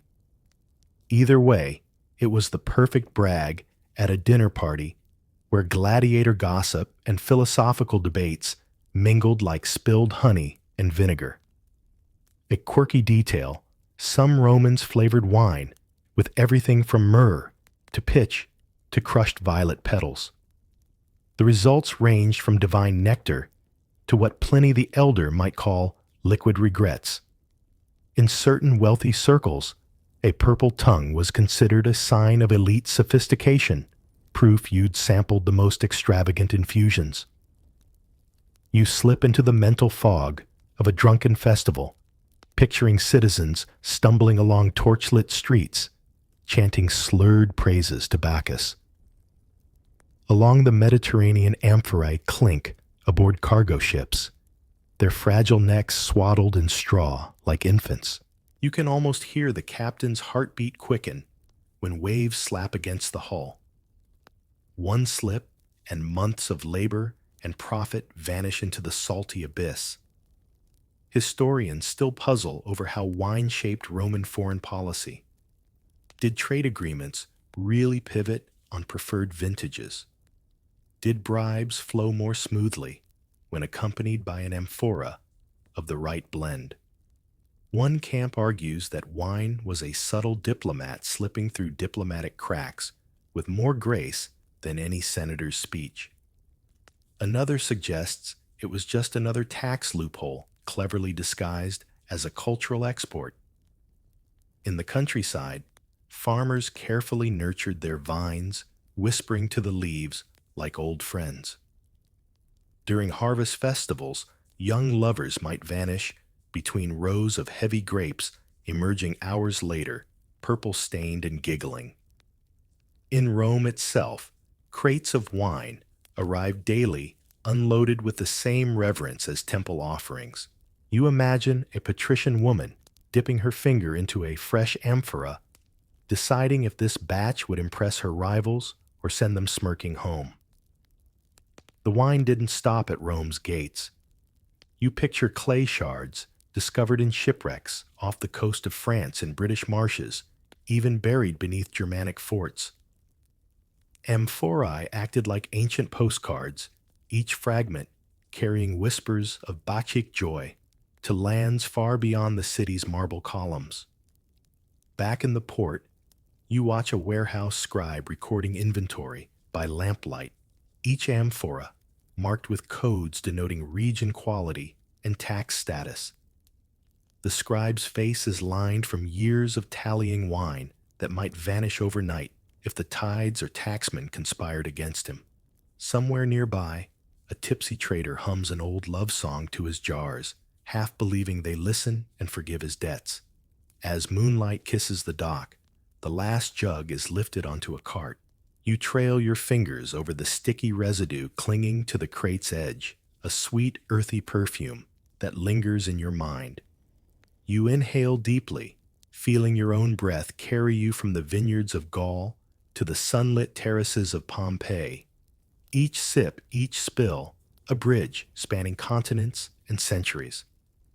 A soft wind rises, teasing at your tunic, and you sense the next aroma waiting in the shadows, the honeyed breath of desert gardens calling you toward the next Roman indulgence. A single grape skin clings to your sandal as you step forward, and suddenly you're adrift in a scent sweeter than any wine, the sugary perfume of dates and figs drifting on a warm desert breeze.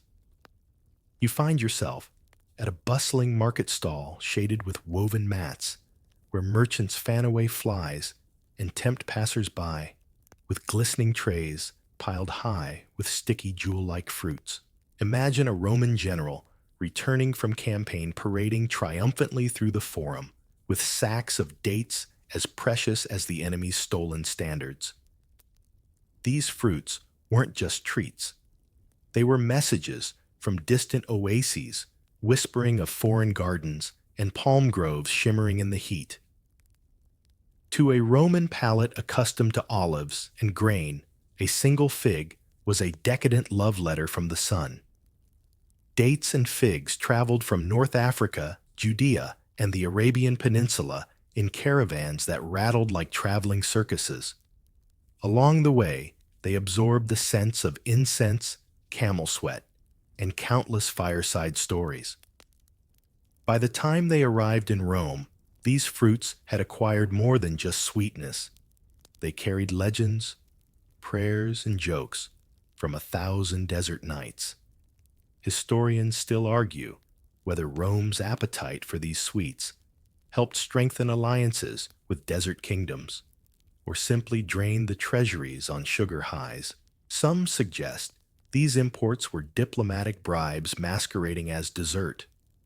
Others think they were genuine cravings from a city that never knew how to say no to pleasure. A quirky detail: certain wealthy Romans believed figs could ward off aging and impotence.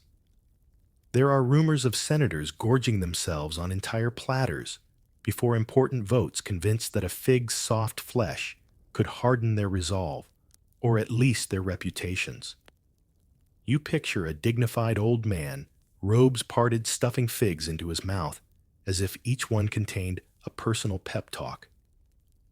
Wander further, and you encounter slaves gently sun-drying figs on woven reed mats, careful to flip each one so that no side scorches. A young boy sneaks a bite, yelps at the honeyed heat, then scuttles away, giggling while the overseer pretends not to notice. In the background, an old woman sings a lullaby in a language long lost to the stones, her voice sticky and warm as the fruit she tends. You imagine these fruits arriving at an aristocratic dinner party arranged on silver platters with fragrant myrtle leaves. Each guest plucks a fig or date as if choosing a lover from a masked ball, a momentary affair, sweet and sticky, staining fingers and pride alike. In the torchlight, a single fig gleams like a captured star, its skin breaking to reveal the crimson secrets within. Scholars still debate whether the Roman obsession with these fruits truly transformed European dessert traditions, or if their influence was merely a passing fad among elites. Was the fig an enduring culinary ambassador, or a short-lived exotic fling? You might say the debate is as tangled as the roots of an ancient fig tree. The air grows heavier with sweetness as you move toward a heap of dates, piled like miniature suns waiting to be devoured. You picture a legionary on the northern frontier, opening a travel pouch and finding a date inside a sudden burst of warmth and memory in the middle of a damp, frozen night. That moment of sweetness might have meant more to him than any medal or speech from a general. You swipe a date from the pile, feeling its sticky flesh cling to your fingers before melting on your tongue.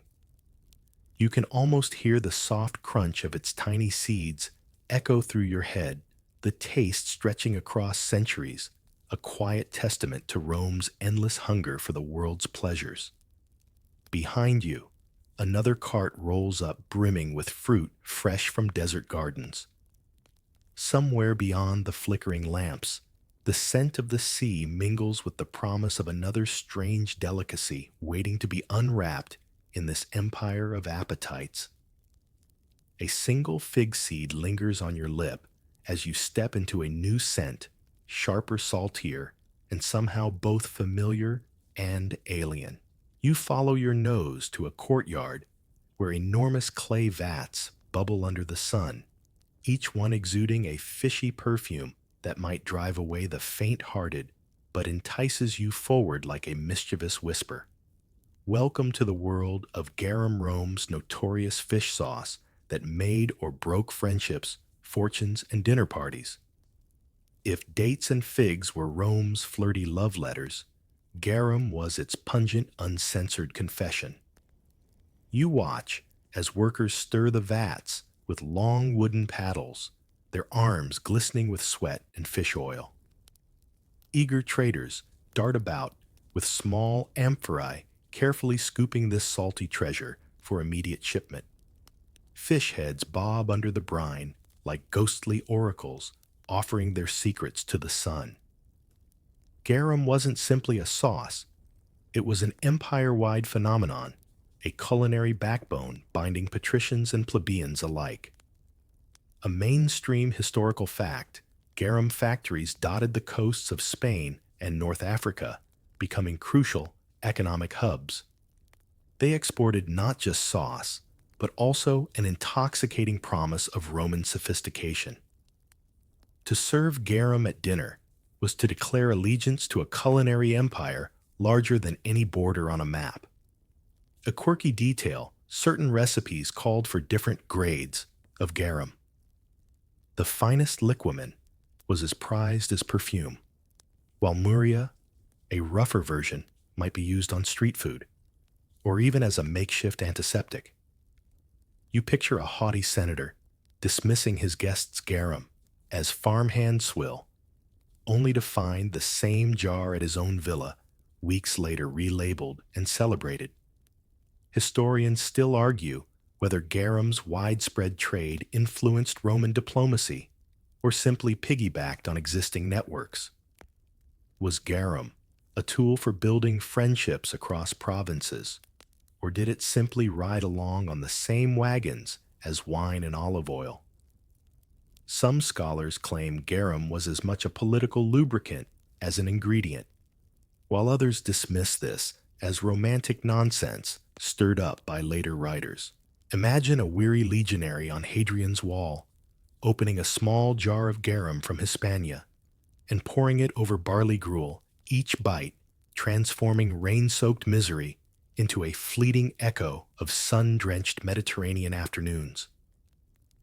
That small, briny luxury might have tasted of home, or hope, or at least of something that wasn't another cold turnip. You glance at a young cook, dipping a crust of bread into garum, her eyes widening with delight and alarm. She shouts to her friend that it tastes like Poseidon's tears and a goat's secrets, and both collapse into giggles. Behind them, a merchant scribbles furiously on a tablet, already planning how to pass off this batch as a luxury import in some distant province. You wander deeper, weaving past amphorae, stacked like miniature towers, each sealed with wax stamped in provincial crests. A stray cat pads along a sunbeam, licking at a dribble of garum that escaped from a cracked jar.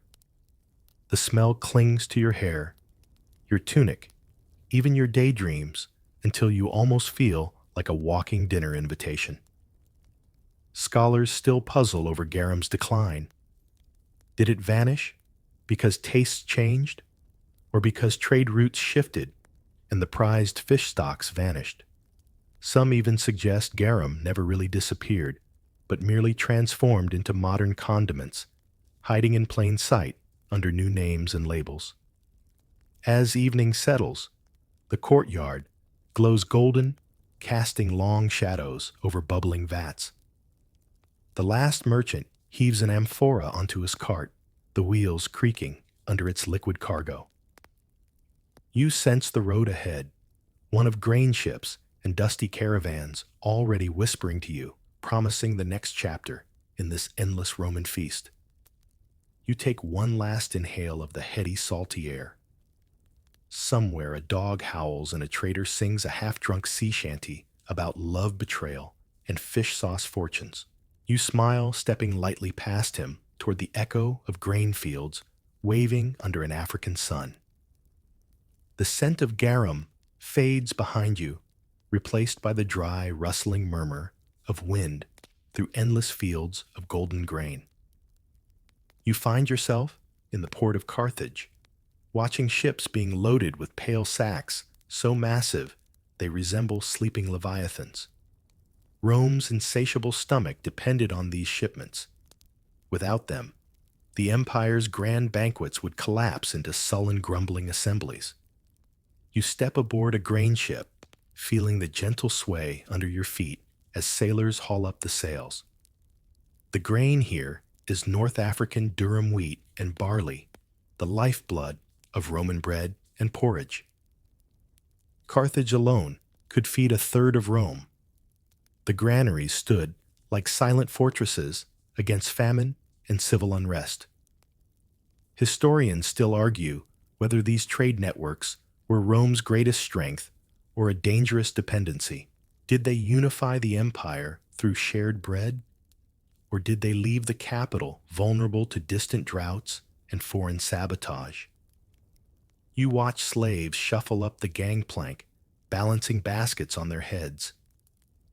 Their laughter rings out, despite the burden weaving through the clink of rigging and the low chanting of merchants counting profits before the ship even leaves harbor.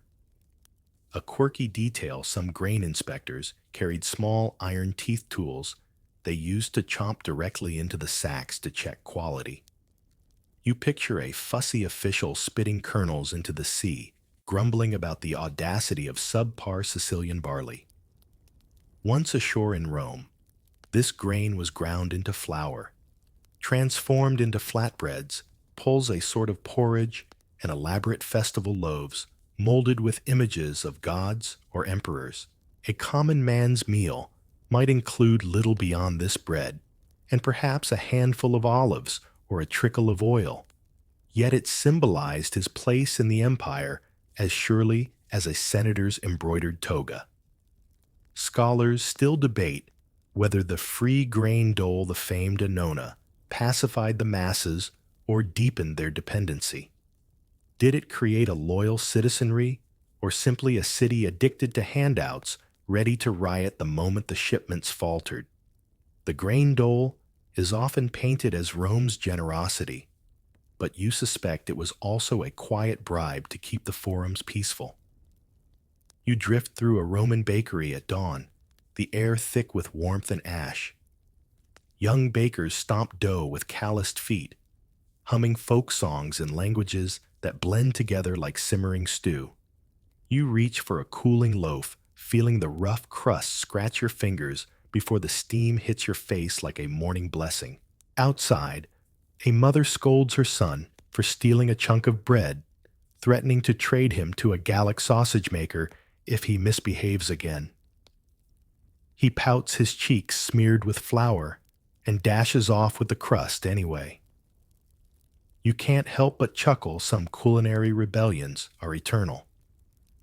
Beyond the city gates, fields roll out like parchment under the sun, endless waves of wheat brushing against the horizon. Grain caravans trudge forward, dusty and patient, watched over by hawk-eyed guards who know that even a single ambush could spark bread riots in Rome.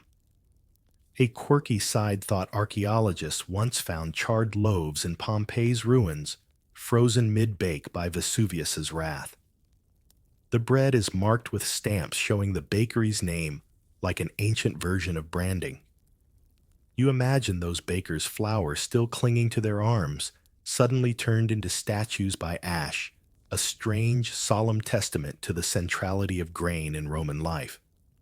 As dusk creeps in, the last of the flour sacks are stacked into warehouses, each one a quiet promise that tomorrow no one will go hungry, at least not in theory.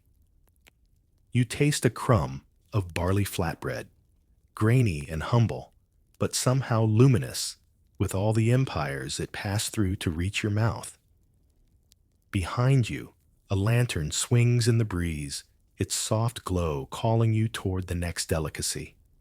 Spices await sharp, fragrant secrets, bound for Rome's kitchens and chemist jars. You follow the flickering light, feeling the warm bread weight settle in your hands as you step into the scent of cinnamon and cardamom. A lantern's glow guides you from the comforting scent of warm bread into a twilight thick with exotic perfumes. The air quivers with cinnamon cloves and cardamom, an aromatic haze that wraps around your mind like a velvet curtain. You stand at the edge of a Roman spice market, the heart of an empire's most clandestine cravings. Merchants hover beside silk-draped stalls, their hands restless as they measure out pinches of powder, more precious than gold. Each small bundle represents weeks of perilous journeys across deserts, mountains, and oceans, all for a dusting of magic to transform a senator's stew or a noblewoman's perfume. A mainstream historical fact, the Roman Empire fiercely coveted Eastern spices, spending vast sums to control routes from India and Sri Lanka. Spices were so valuable that entire fleets were dispatched from Egyptian ports like Berenice and Myos Hormos to secure them, forging maritime channels that rivaled overland Silk Road caravans in both danger and drama. A quirky detail, some Roman chefs claim they could identify the port of origin by smell alone, a party trick that left dinner guests slack-jawed and suspicious. Imagine a chef leaning over a steaming pot, dramatically inhaling a swirl of cloves, then declaring, "Ah, straight from Muziris, I wager." Whether they were true connoisseurs or shameless show-offs, the performance guaranteed invitations to every villa within 100 miles. Historians still argue whether these efforts to monopolize spice routes represented genuine economic strategy or a flamboyant symptom of Rome's insecurity and vanity. Did Rome control the routes to dominate flavor, or simply to flaunt its grasp on distant mysteries? Some scholars believe spices were Rome's ultimate flex, a culinary crown worn to impress both allies and enemies alike. You drift through the stalls, fingers brushing burlap sacks labeled with strange scripts. One vendor slyly offers you a pinch of cardamom, daring you to guess its journey. The spice dances on your tongue, floral, peppery, with a final ghostly sweetness that feels like a whispered secret from the Indian Ocean. Nearby, a senator's wife haggles over a handful of cinnamon bark, her voice sharp enough to slice through the sea air. She clutches her purchase as though it might vanish at any moment, tucking it into her cloak before darting away with conspiratorial glee. You can't help but smile. Even the most refined Romans became giddy schoolchildren in the spice market's fragrant labyrinth. A young boy, barefoot and wide-eyed, sells cardamom pods from a battered basket. You see him practicing fancy sales pitches in Latin and Greek, stumbling over phrases and giggling. A passing trader ruffles his hair, slipping him a date as a tip. You suspect the boy dreams of one day sailing east himself, chasing legends of pepper forests and cinnamon islands. Scholars still debate whether Roman spice prices truly fueled inflation, or if those stories are later exaggerations to blame culinary indulgence for economic decline.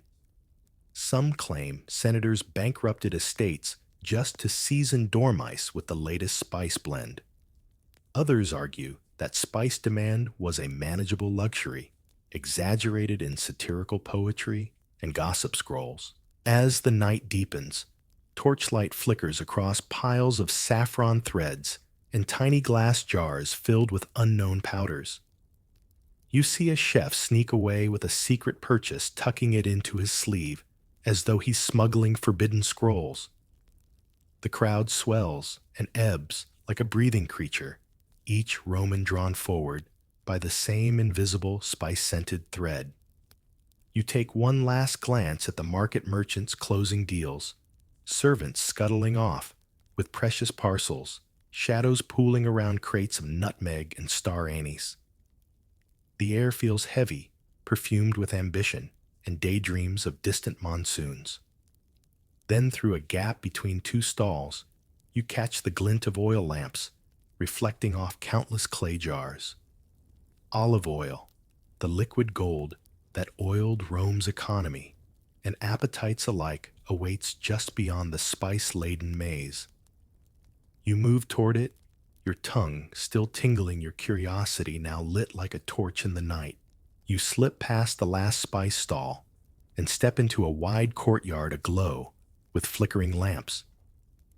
Before you, a small army of clay amphorae stands shoulder to shoulder, like loyal soldiers, each brimming with liquid gold olive oil, Rome's true culinary lifeblood.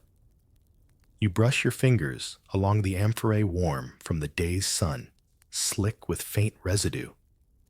The scent is green and peppery, a quiet chorus that hums beneath every Roman meal and glimmers on every bronze platter.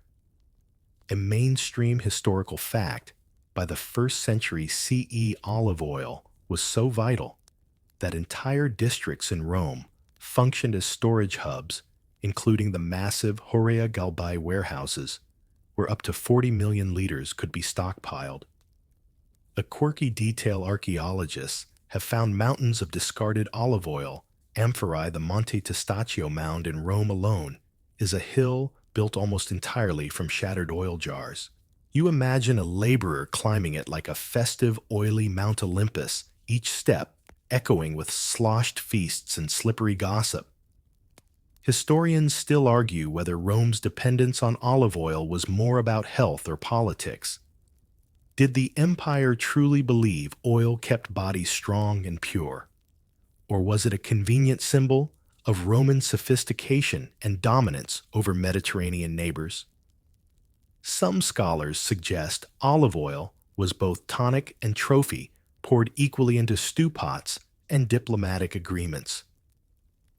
In the courtyard, you watch a team of porters seal fresh amphorae with beeswax scribbling destination codes on their necks. Ships bound for Britannia and Germania sway at anchor nearby, ready to spread this pale green elixir to lands where Roman roads ended and wild forests began. You imagine a shivering centurion in distant northern mists, drizzling a few precious drops over his coarse barley bread, closing his eyes to summon a phantom sun from Italia.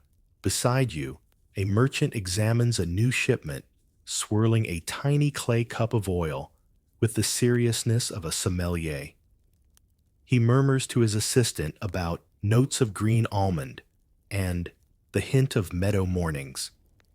You can't help but snicker. Some habits never change, whether it's a senator or your hipster neighbor at a modern olive oil tasting. A group of cooks passes by, each carrying small pots and giggling about a dinner at a senator's villa. They describe dishes shimmering with oil, fried dormice, dusted with honey and poppy seeds, olive oil-soaked turnips, and cakes that drip down elbows like lazy summer afternoons. Their words make you hungry for a world you've only tasted in dreams. A slave girl quietly skims olive oil into clay lamps, her face haloed in soft flame as she works. The oil's glow not only nourishes stomachs, but also guards the night, transforming the city's shadows into warm pockets of safety. For a moment, the entire courtyard feels like a beating heart. Each jug, a pulse, each drop, a whispered memory of sun and soil. Scholars still debate whether olive oil's spread helped unify the empire or merely smoothed over deep cultural fractures. Was oil truly Rome's soft power, winning hearts through kitchens and bathhouses? Or was it simply another tool to assert control over conquered territories?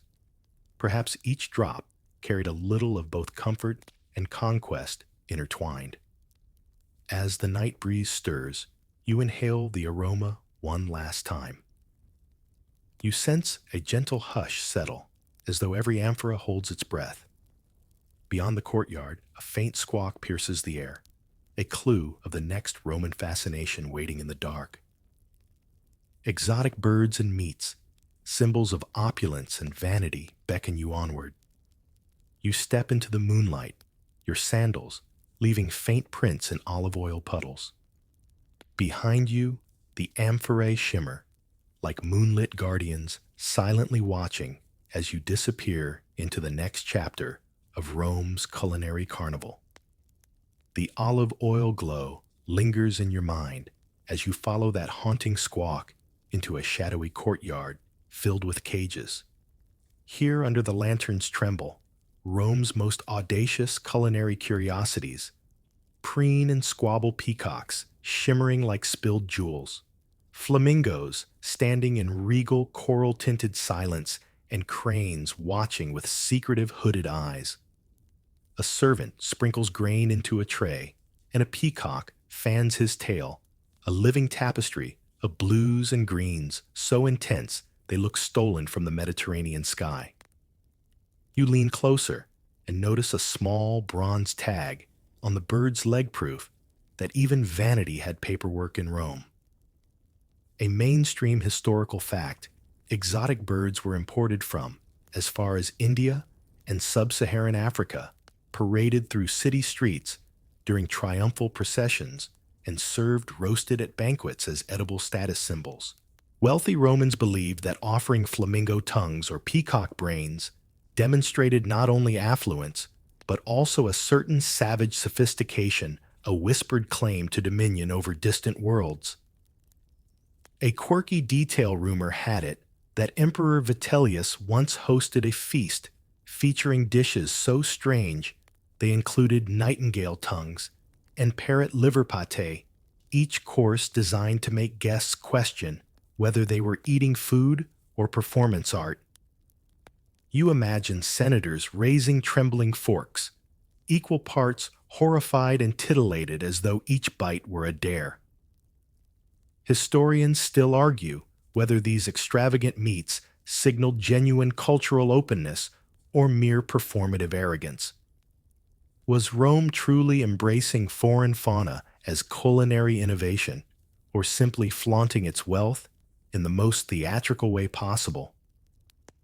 Some scholars insist these menus were subtle diplomatic messages. Look how far we reach. Even your gods can't escape our appetite. Hey, you walk between the cages, feeling the soft whoosh of wings and hearing the indignant honks echo off marble walls. A young kitchen apprentice sneaks a morsel of peacock meat from a platter, his eyes widening with delight, before he scurries away, afraid of a lashing, or worse, the wrath of a noblewoman denied her precious delicacy. Beyond the cages, a grand dining hall pulses with torchlight and laughter. Platters shimmer with roasted birds, presented as if they were rare sculptures, garnished with herbs and edible flowers. Guests lean forward, eyes glittering with gossip and anticipation. Each bite is a performance, a brag, a flirt, a challenge. A senator boasts of a flamingo shipment, delayed by pirates, his guests gasping as if he'd just confessed a scandalous affair. Another noblewoman fans herself, loudly insisting she prefers humble lentils, though her plate says otherwise piled high with peacock slices. You watch as a musician plays a reed flute, serenading diners, too entranced to notice that their meal stares back at them in eerie silence. Outside, a small cluster of children mimics the adults parading geese around a courtyard while pretending to hold grand banquets. Their shrieks of laughter rise like startled starlings into the night. You smile, thinking how early vanity takes root, even in a world as serious as Rome's.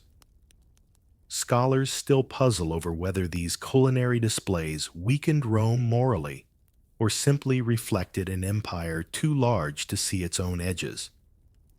Did flamingo tongues mark the beginning of decadence, or were they merely one more chapter in Rome's endless experimentation with power?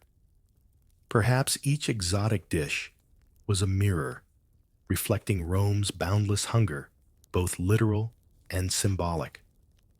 The torches begin to gutter, casting long shadows across the marble. A servant rings a small bronze bell, signaling the end of the banquet and the beginning of whispered political games in the atrium. You turn away, the distant sound of clattering platters echoing like a memory. Somewhere beyond the hall, you glimpse earthen jars stacked high with lentils and beans waiting their turn to tell a quieter, more humble story.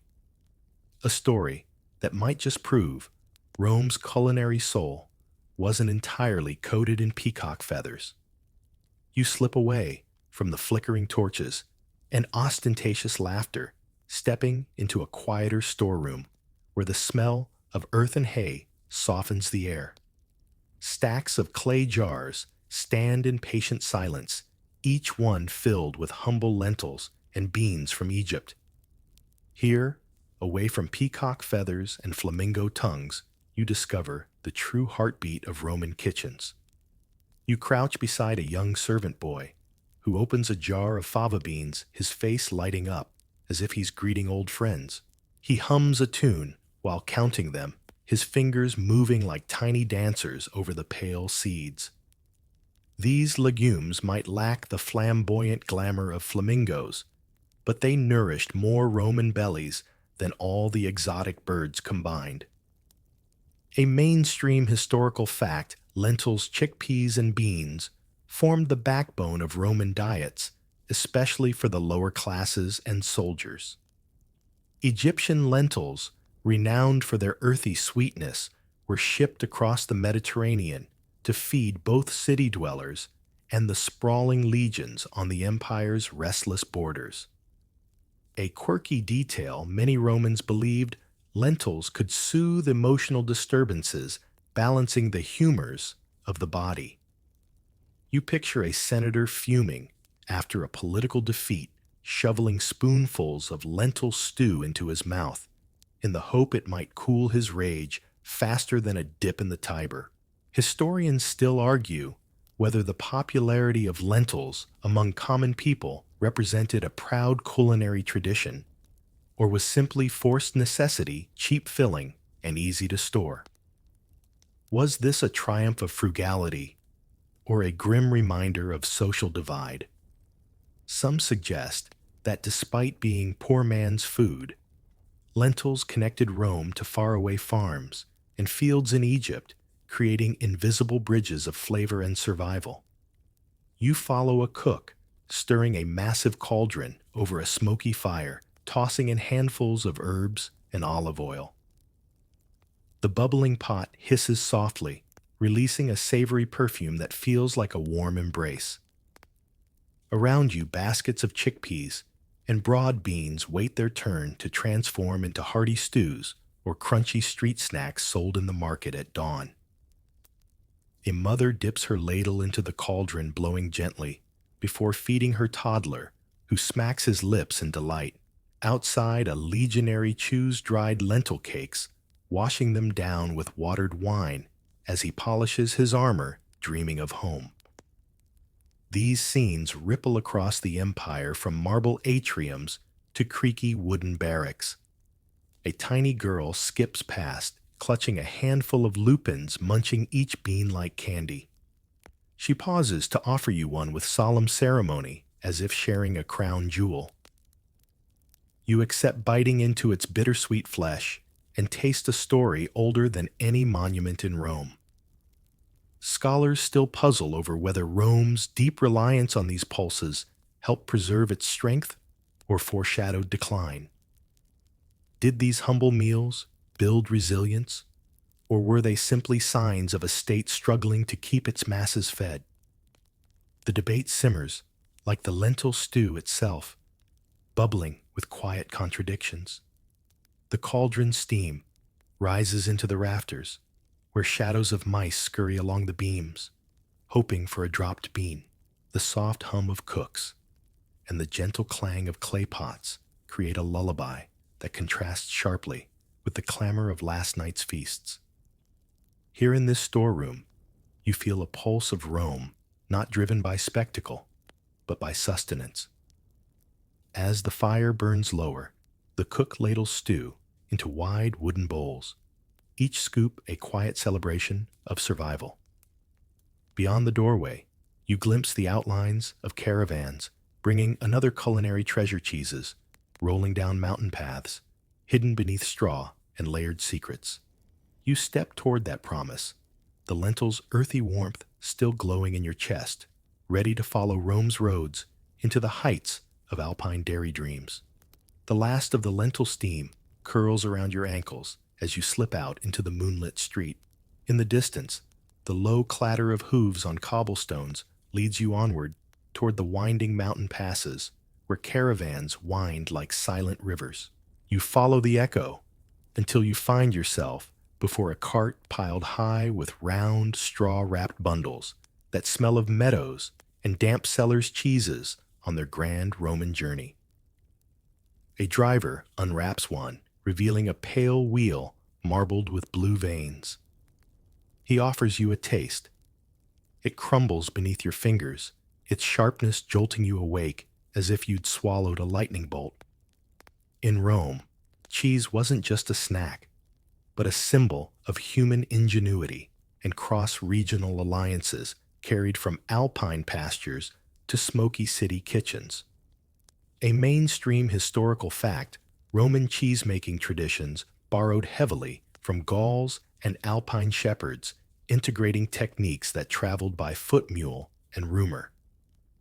Soldiers carried wheels of cheese as part of their rations, the tangy discs, providing both nutrition and a small, pungent reminder of distant hills. A quirky detail, some Romans believed certain cheeses could predict the future. Superstitious diners would inspect the cracks and bubbles before cutting, hoping for omens about love affairs or Senate votes. Imagine a half-drunk senator peering at a cheese wheel by lamplight, convinced he sees the outline of a new lover or an impending tax increase. Historians still argue whether the widespread adoption of cheese in Roman diets was driven by genuine culinary curiosity or by practical logistics. Cheese could last through long journeys and feed armies when grain or meat was scarce. Some scholars suggest that Roman cheese became a culinary ambassador, subtly Romanizing distant villages more effectively than any legionary parade. You pass a small mountain tavern where shepherds exchange gossip over mugs of sour wine and chunks of smoky ricotta. Their laughter echoes down the pass, rolling like stray sheep into the valleys below. Inside, a woman wraps fresh goat cheese in fig leaves, humming an old tune in a dialect as twisted as the roads outside. Beyond her, a young trader stands by the hearth, warming his hands before a night ride. He slices off slivers of hard cheese to share with his mule, whispering secrets into its shaggy ear, as if the animal might carry gossip back to Rome. You almost envy their bond, two travelers bound together by roads, rumors, and rations. A group of boys scurry past, balancing delicate baskets of fresh cheese atop their heads, giggling as they dodge puddles and each other's elbows. One trips and lands in a heap of straw, his cargo miraculously safe. He beams up at you victorious, as though he'd won a battle against the gods themselves. Scholars still debate whether Roman cheese inspired Europe's later regional specialties or merely represented a passing trend among aristocrats. Did these wheels and wedges truly shape European dairy traditions, or were they soon overshadowed by other imported indulgences? Perhaps cheese was both a humble glue, connecting provinces, and an aristocratic boast when served alongside flamingo tongues and saffron cakes. As the moon climbs higher, the The last mule carts vanish around a bend, their bells jingling softly like distant lullabies. A final wedge of cheese rests in your hand, creamy, salty, and alive with the whisper of alpine breezes. You take a bite tasting echoes of meadows, wildflowers, and centuries of quiet, stubborn innovation. A gust of wind brings the smell of dried fruit and roasted nuts, the next stop on this culinary pilgrimage. You tuck the last crumb into your mouth, wipe your hands on your tunic, and follow the scent into the darkness, ready to discover Rome's ancient trail mixes that once fueled armies and sweetened stolen moments alike. The moonlight fades into a faint silver mist as you follow the winding path toward a marketplace, alive with soft rustles and sleepy murmurs. Here, under low lanterns and woven awnings, lie baskets of dried fruits and nuts. Rome's version of an ancient trail mix, carefully packed and smuggled into every corner of the empire. You pause before a vendor, arranging dates, figs, apricots, almonds, and walnuts into spiraling patterns so intricate they resemble a mosaic more than a snack. He offers you a handful, his fingers stained dark from figs, and you taste a sudden burst of sticky sweetness, an earthy crunch that feels like a hidden festival on your tongue. A mainstream, historical fact, dried fruits and nuts were crucial staples for Roman soldiers and travelers, providing compact energy and comfort in harsh conditions. Legionaries carried pouches of raisins and hazelnuts alongside bread and cheese, fueling them through marches that stretched across continents. A quirky detail: some wealthy Romans enjoyed elaborate dessert courses called secundae mensae, where guests could sample spiced nuts shaped into tiny figurines or dried fruits stuffed with honey and pepper.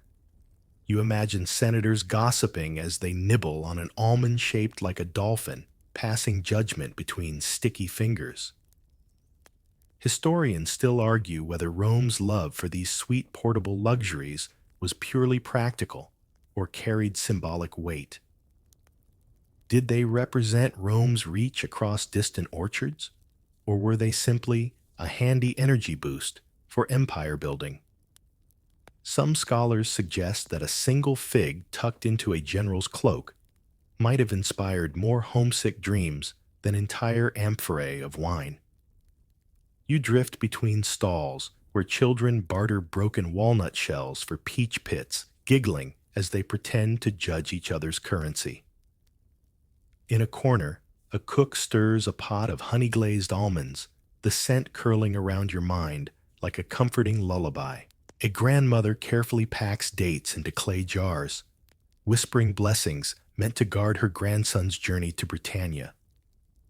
Nearby, a young woman arranges dried apricots into tiny pyramids, each layer balanced so delicately you almost fear to breathe.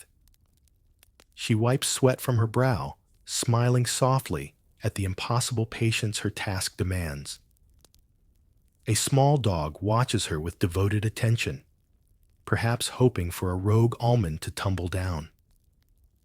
You imagine a legionary on a storm-battered outpost, unwrapping a cloth bundle of figs and hazelnuts. In that small, quiet act, he might taste home and warmth more deeply than any speech from a general.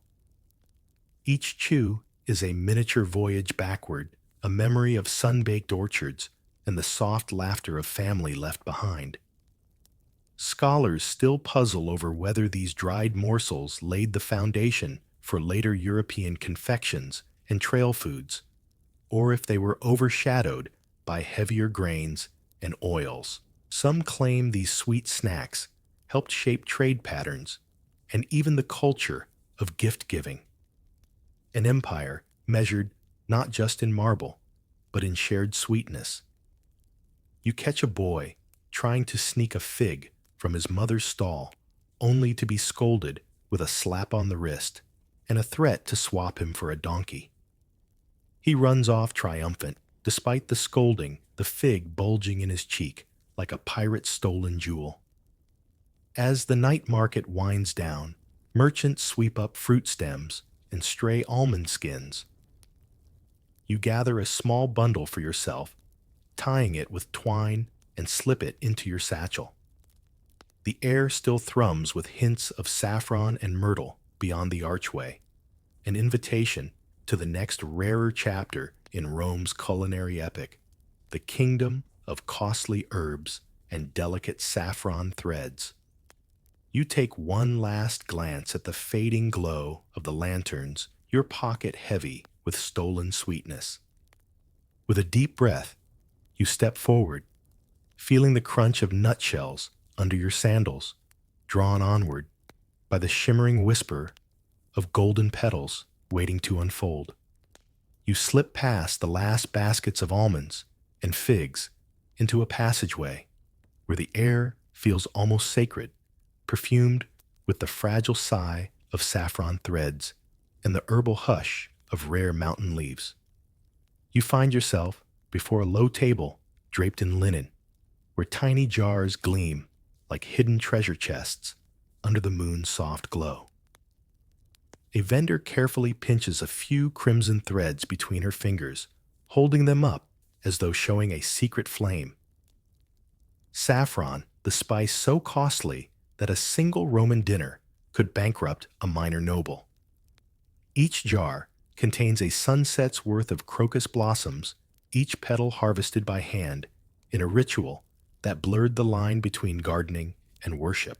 A mainstream historical fact, Roman cooks and physicians treasured saffron, not just for its flavor, but for its supposed medicinal and mystical properties. It colored sauces, perfumed bedsheets, and even played a role in love potions. Roman elites would scatter saffron in bathhouses, turning the steam into a fragrant dreamscape. A quirky detail, certain Roman partygoers carried saffron sachets sewn into their tunics to disguise the smell of cheap wine and sweaty dancing. Imagine a senator stumbling home at dawn, still radiating saffron clouds while muttering political insults to stray dogs. Historians still argue whether saffron's value lay more in its culinary excellence or its symbolism of extreme luxury. Was it genuinely prized for taste, or was it an edible crown for the ambitious? Some scholars believe it was both a spice so rare that it teased Rome's love for spectacle and its eternal hunger for the unattainable. You trail your fingers over a mortar filled with saffron and rose petals, breathing in a heady perfume that almost makes you dizzy. The vendor eyes you knowingly, as though she's watched 1,000 dreamers lose themselves in these scents. She hands you a small sachet, whispering that it will guard your dreams from dullness and disappointment. Beyond the saffron jars, shelves overflow with jars of wild-thyme silphium, now lost to time, and delicate sprigs of rosemary bundled like secret letters. A cook slices a sprig of mint with the reverence of a priest handling sacred relics. Another vendor boasts of a shipment of Syrian myrtle guaranteed to bring divine patience if steeped in oil before a dinner party.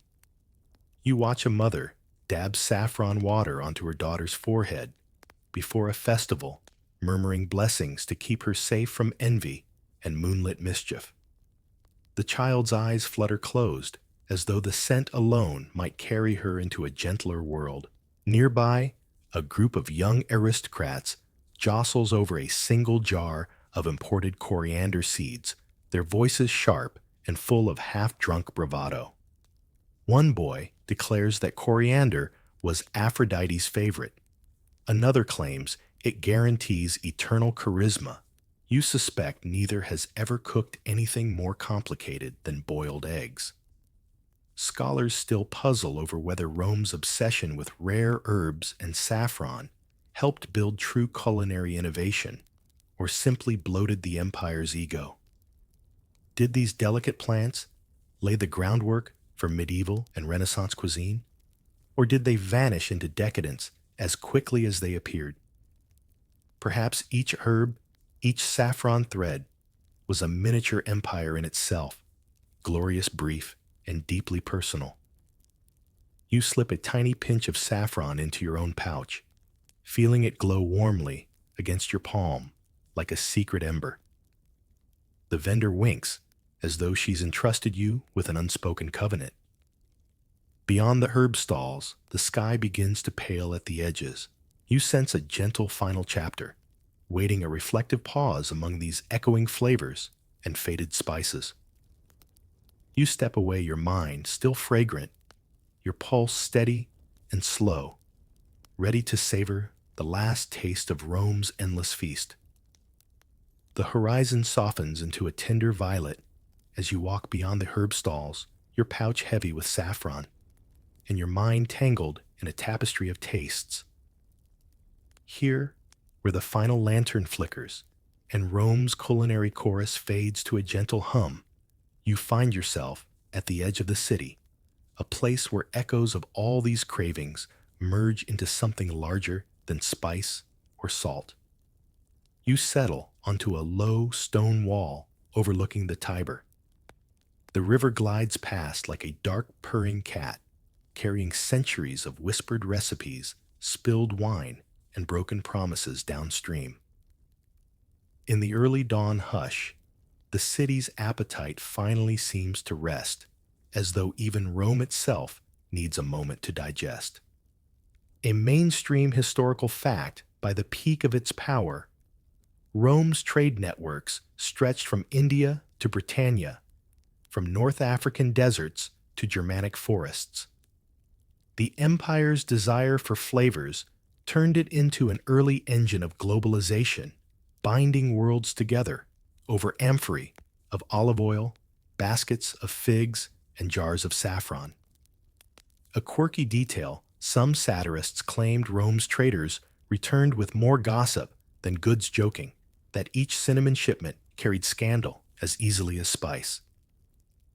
You imagine merchants sitting in dark taverns, trading rumors of distant princes, along with peppercorns, spinning tales that blurred into legend by the time they reached Roman ears.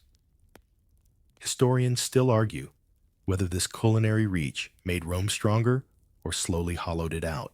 Did these distant delicacies build a resilient cultural mosaic, or did they feed a dangerous vanity that left the empire open to collapse? Some suggest that in craving the world's flavors, Rome lost the taste of its own foundation stones. From your quiet perch, you watch bakers stoke early morning ovens. Children chase stray dogs through dew-slick alleys, and kitchen slaves carry baskets of dates toward sleeping villas. In every corner, echoes of the trade routes whisper the ghost of pepper in a senator's sneeze, a flicker of saffron on a noblewoman's robe, a quiet joke over olives shared in a soldier's tent.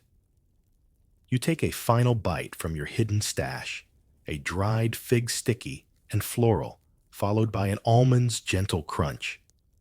Each taste carries 1,000 miles, 1,000 hands, and 1,000 small rebellions against hunger and sameness. You close your eyes and let the flavors bloom like distant fireworks behind your eyelids. Scholars might still debate whether Rome's culinary obsessions were wise, foolish, or both.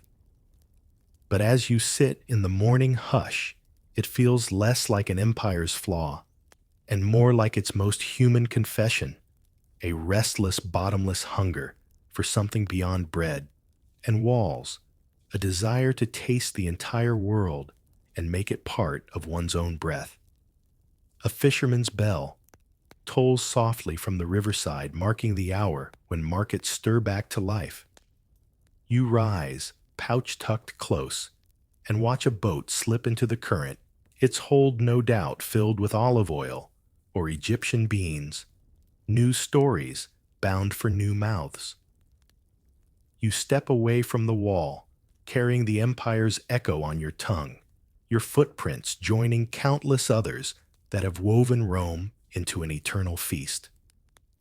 Behind you, the city begins to stir, ready to devour another day, always hungry, always dreaming, always reaching for one more distant flavor. As your thoughts drift toward sleep, let these echoes of saffron fields, olive groves, and distant salt roads settle softly over you like a warm blanket. Breathe slowly, as though savoring the last spoonful of honeyed wine, letting each memory fade into gentle twilight. May your dreams tonight be fragrant sweet and a little mischievous, as restless and curious as Rome itself.